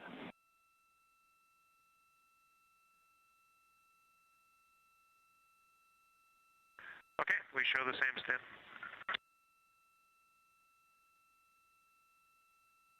Capcom Stan Love calling to the crew that all of the solar array wings, or saws, are in the proper configuration for this return trajectory correction burn. Before we conduct a burn, or even when we conduct exercise, we place these saws, or solar array wings, in a locked position so that no loads imparted on them by the thrusters can damage them. So we are targeting that burn in 16 minutes, but ahead of that, this Artemis II mission is a new opportunity to study the moon, but teams are also conducting other scientific experiments, including on the crew themselves. Here's a little more about the science of the mission. Artemis II is our return of humans to the moon, flying around the moon on board Orion. But along with that, we're doing a lot of great science. One of the exciting things about the Artemis missions to the moon is that science is actually a fundamental pillar of why we explore, why we're going, what we're doing in Artemis. I think it's incredibly exciting that not only are we testing the vehicle, but we're testing science on board. Science where the astronauts are conducting experiments, science riding along with the astronauts. We have astronauts looking outside the window and really observing the lunar surface. It will help us understand the deep space environment. It will help us understand how that environment affects our astronauts, our systems, and life in general. So deep space is a challenge for us because you have to leave Earth's protective magnetic field. Here in low Earth orbit, the crew members are protected from some of the harmful radiation. Going to the moon, they'll no longer be protected, so they'll have a higher radiation exposure. Much like Artemis I, we have so many radiation sensors and detectors that are inside the capsule so that we can fully understand and appreciate the radiation environment for protecting our astronauts. In my hand here, I'm holding a tissue chip model. This is the exact design that it's going to be flying alongside the astronauts. We'll be collecting samples from each of the crew members, and we can make these organ chips out of the astronauts themselves. So every crew member will have their own avatar on board, and then upon return, we can evaluate that deep space radiation environment and what that compares to the astronaut themselves. Not only are they going to help change the course of medicine for the astronauts, but revolutionizing that on Earth as well. We're looking at sleep, we're looking at team dynamics, we're looking at how you interact with the environment. We're also looking at the immune system, so what are the biomarkers? We're using saliva as a method to study hormones and different things in your body that may change during a mission like this. And then finally, how do we function after microgravity, being close to the moon, then returning to Earth? Which will ultimately help us achieve our goal of getting humans to Mars. And then on top of that, we have an opportunity to look at the moon from deep space on the far side for the first time in over 50 years. Having human eyeballs and brains back around the moon is going to unlock a new generation of lunar science discovery. The human eyeball is capable of taking in so much data in just a split second. They'll be able to tackle impact history, volcanic history. They'll be able to look at how the albedo, or kind of the shade and hue of the moon and the color of the moon, can tell us something about how that terrain evolved over time. We're integrating science in ways that have never been integrated into human exploration before. We have a front room mission control flight controller position called the Science Officer. We have a brand new science back room where it's basically our brain trust of lunar scientists and geologists supporting the crews of the future. And Artemis II will allow us to really test how this works so that future missions are really set up for success.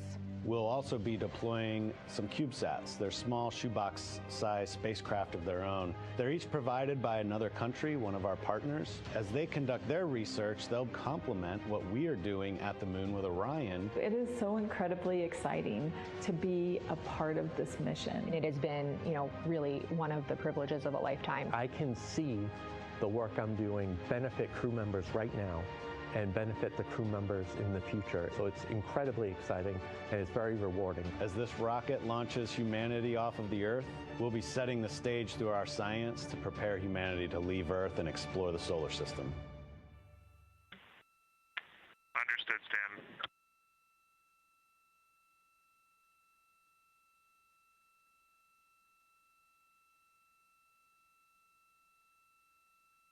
Live here in the Artemis Mission Control Room, we are 11 minutes away from the RTC-1, Return Trajectory Correction 1 burn. We did hear some cautions from the cruise systems about a propulsion system issue. The team is discussing whether or not this is an optocoupler issue or something in the prop system. 30 seconds to maneuver.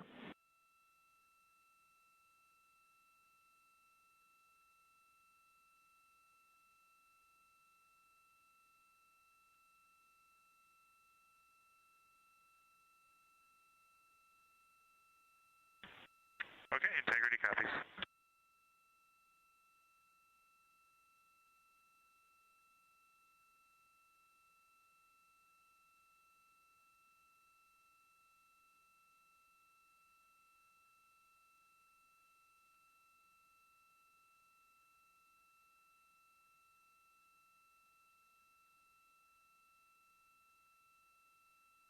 Currently, the Orion spacecraft is maneuvering to its burn attitude.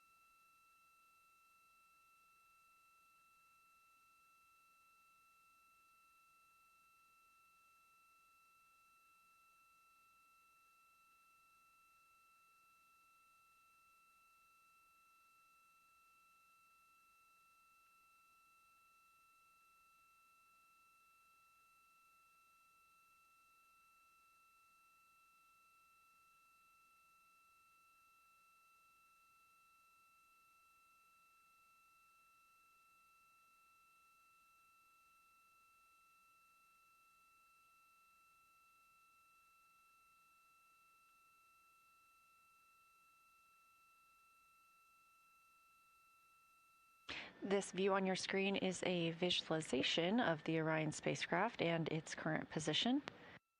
You can see those attitude maneuvers.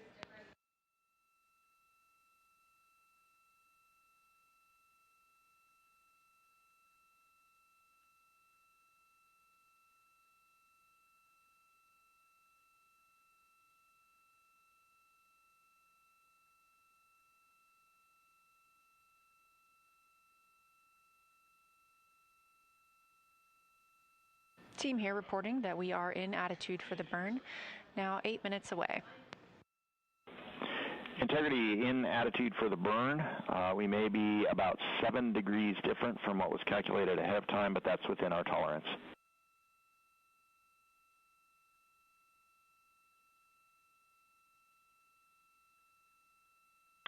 Okay, copy.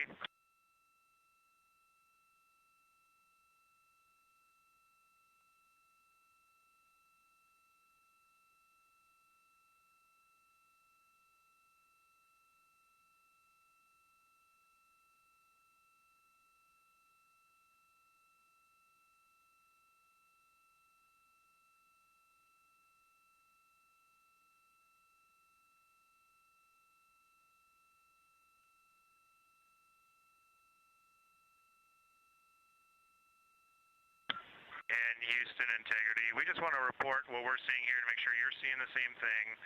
So, ox-helium isolation valve 1 was closed and inhibited prior to the caution and warning.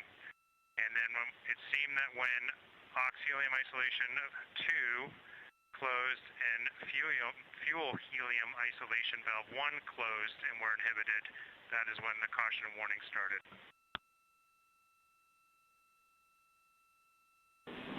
All correct. Thank you.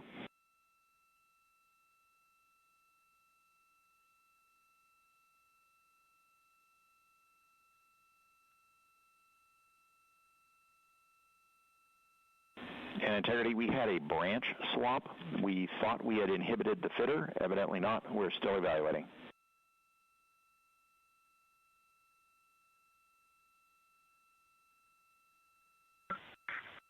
Integrity copies.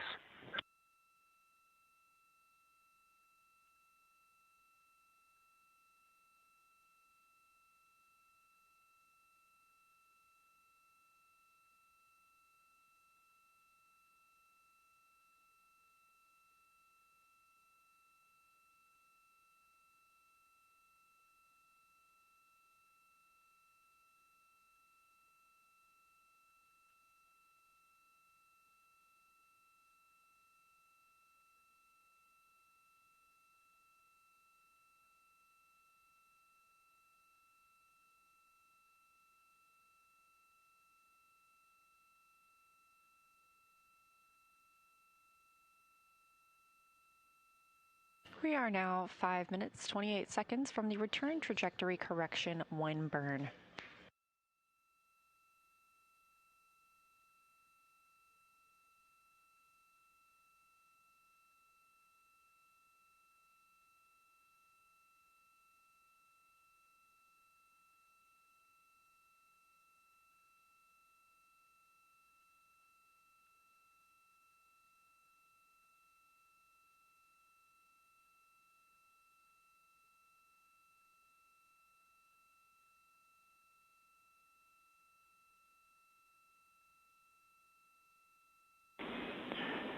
Integrity Houston for prop. After the burn, we'd like the valve reconfig per the procedure, and recall that's been edited so that you won't touch the branch 1 aux. We will have 2 PRUs to recover later. We'll do that after the forward link LOS.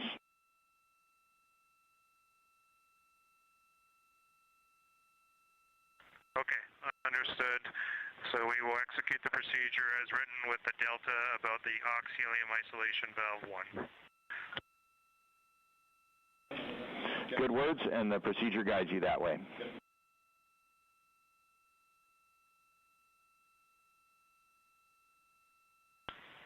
Thank you, Stan.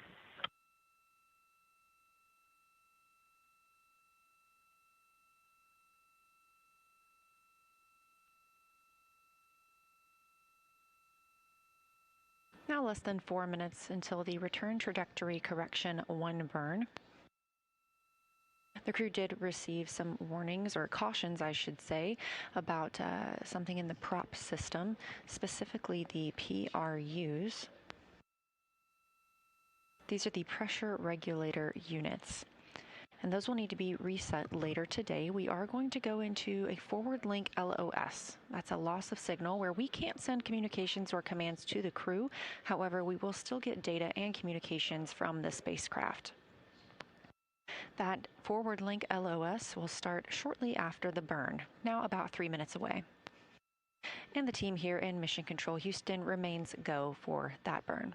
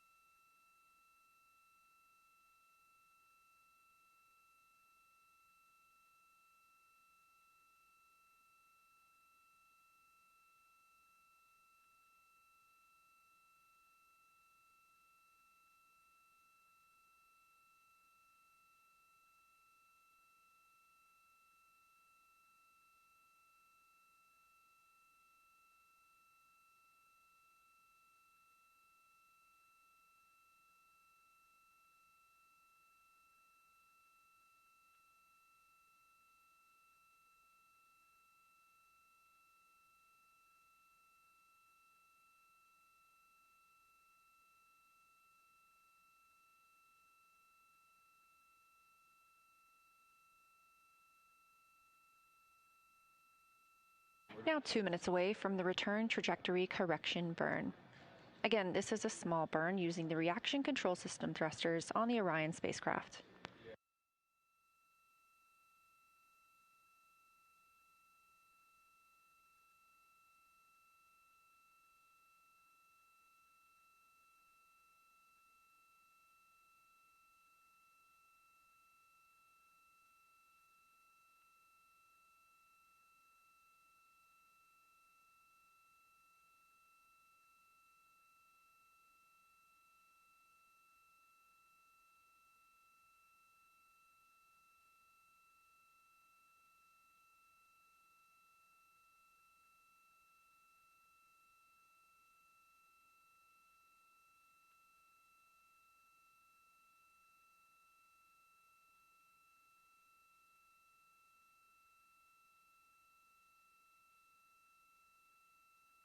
One minute away from the return trajectory correction burn.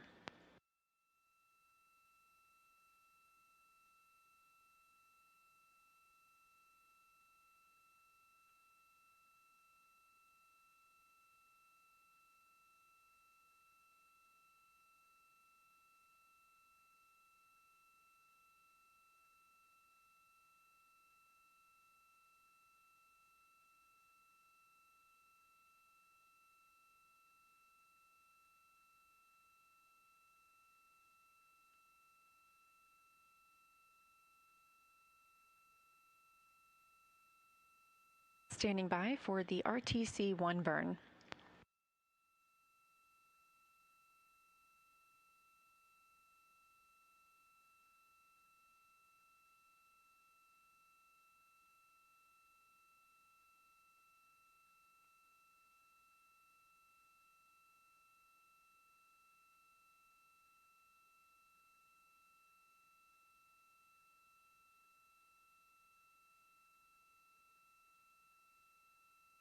We have ignition and 4 good engines and good control.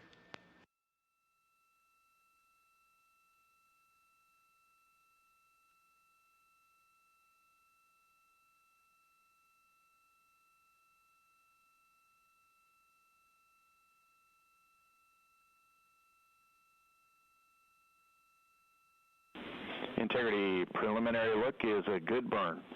Still assessing. 40 seconds to LOS.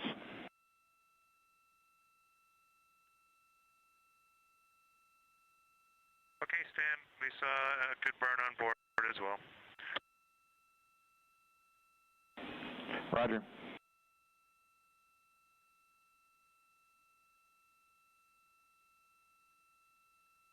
Confirmation from the crew that they also saw a good return trajectory correction 1 burn, coming at 7:03 p.m. Central Time.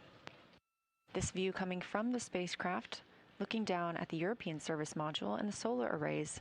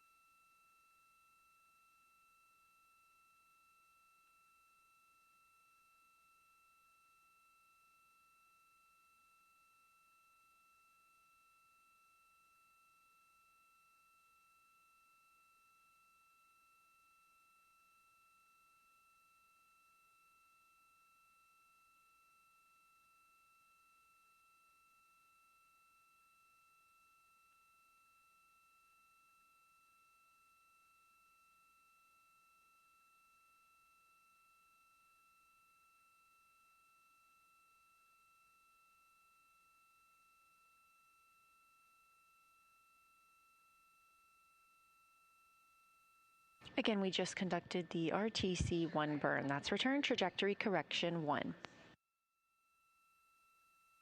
That came right on time at 7:03 p.m. Central Time, and then we entered a forward link LOS, or loss of signal.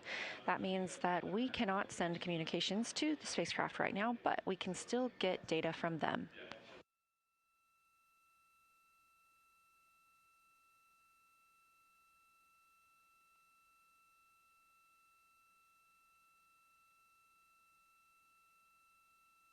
Again, a very quiet day for the rest of the day for this crew.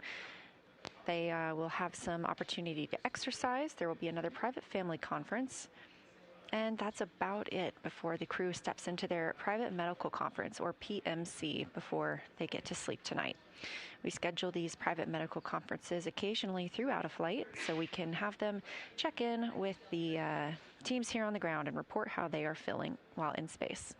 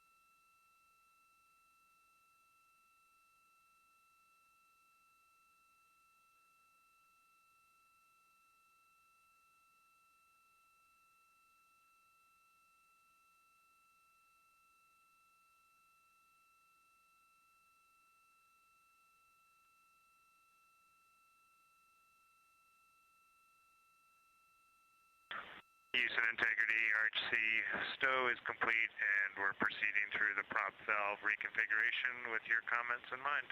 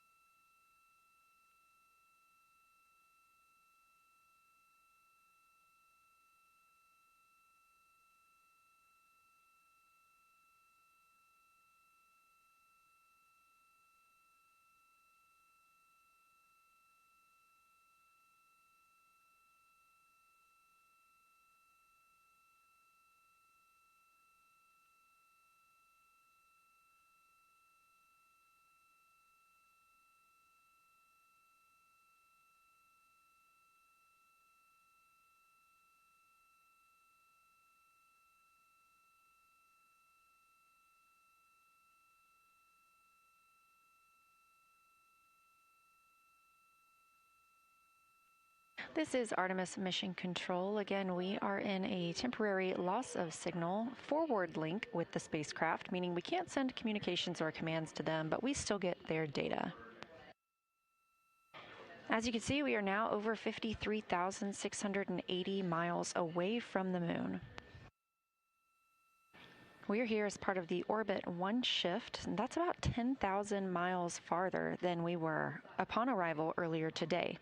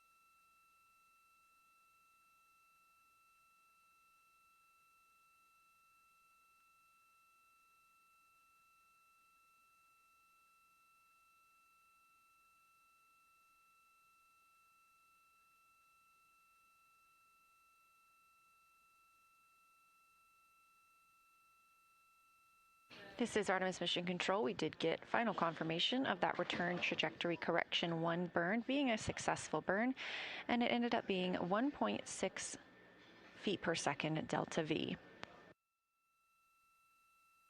We are in a forward link LOS, or loss of signal, and the crew aboard the Orion spacecraft is, Christina Cook specifically, is going to get into some exercise. Again, this is a quiet day for the crew as they had a very busy day yesterday and have some busy days coming up as well.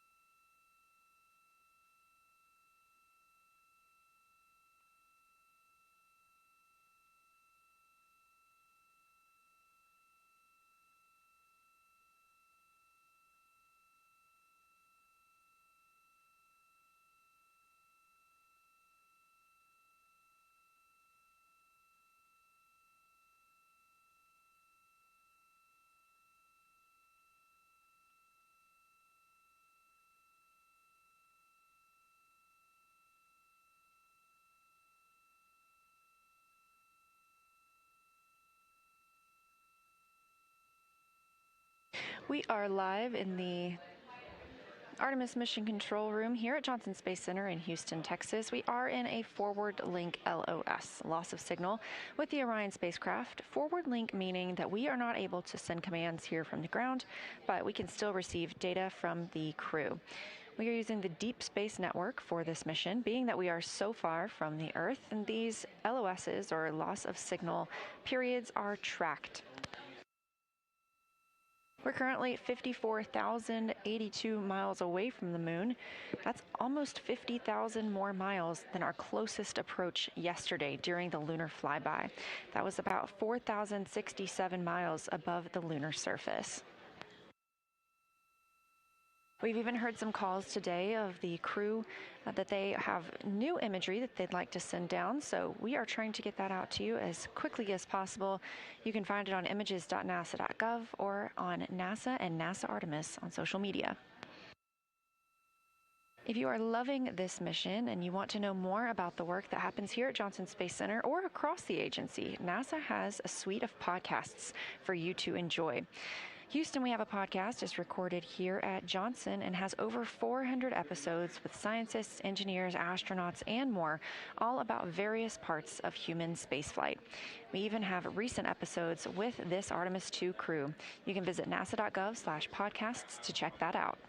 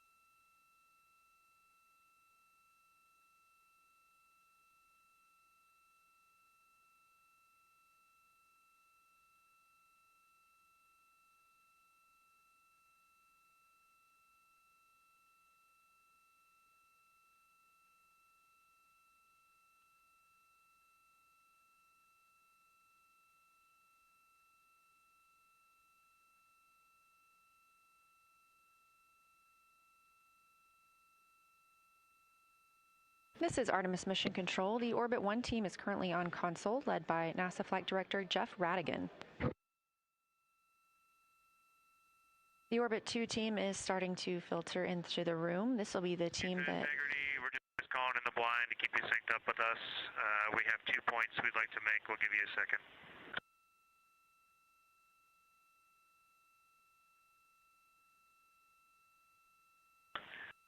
All right, the first point in 12.2.2509 are seeing our ox helium isolation valve 2 and our fuel helium isolation valve 1 are inhibited, and so we left those closed, and of course ox helium isolation valve 1 is also closed, and we're going to leave them in that config until we get two-way comm back with you. And I've got one more item with you.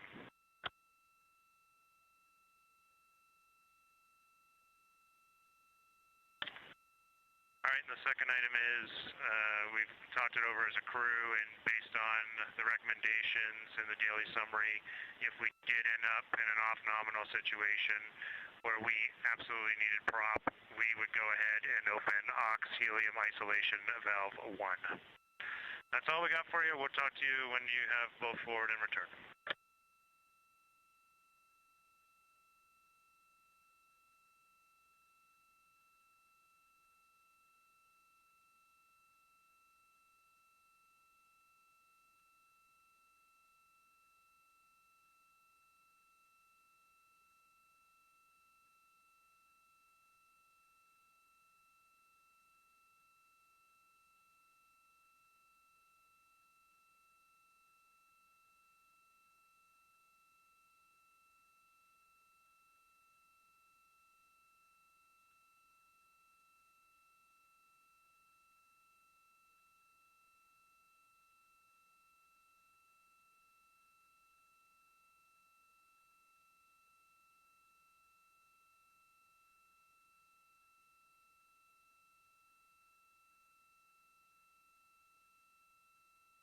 Those calls from the crew, specifically Canadian Space Agency astronaut Jeremy Hansen, calling down about the prop cautions that they saw just before going into the RTC burn, that return trajectory correction burn. They did call down when we are in an AOS, or an LOS, I should say, a loss of signal with the Orion spacecraft from the ground side. So we can't send communications and commands to them right now, but we can get their communications. Those prop cautions popped up just before the RTC-1 burn, about 15 minutes prior to that burn, and the team considered us still go at that time. The spacecraft is in a good configuration, and teams here on the ground are working through procedures for how to clean up those cautions.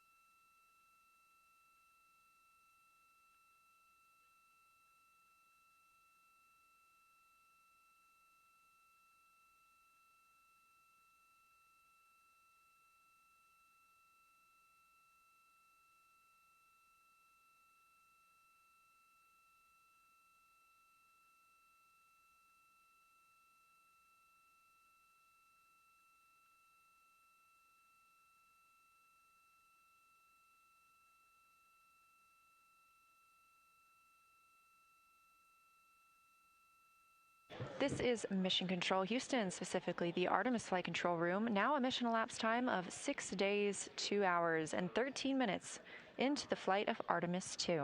We are in a forward link LOS, meaning we cannot contact the crew right now or send commands, but we have good data from them. We expect to regain communications from this side in about 13 minutes.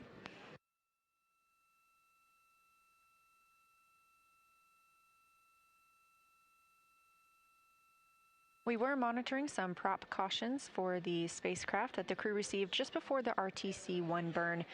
The spacecraft is in a good configuration. We continue to get good data, and teams on the ground will help the astronauts work through any necessary procedures.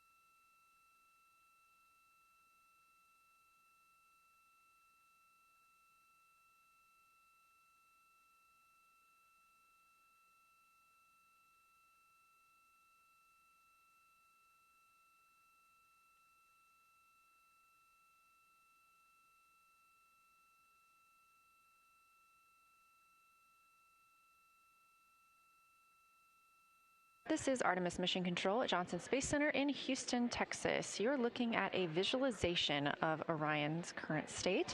We are now 55,000 miles away from the moon, a number that will continue to grow as that number, 223,617 miles from Earth, continues to shrink. You can track Orion at any time by visiting nasa.gov/trackartemis. Here in the Flight Control Room, the Orbit 1 team is starting handover with the Orbit 2 team. This room is monitored 24/7 throughout the mission, all the way through the time the astronauts splash down in the Pacific Ocean, now 2 days, 22 hours, and 55 minutes away. And we are also live on NASA's YouTube throughout the mission.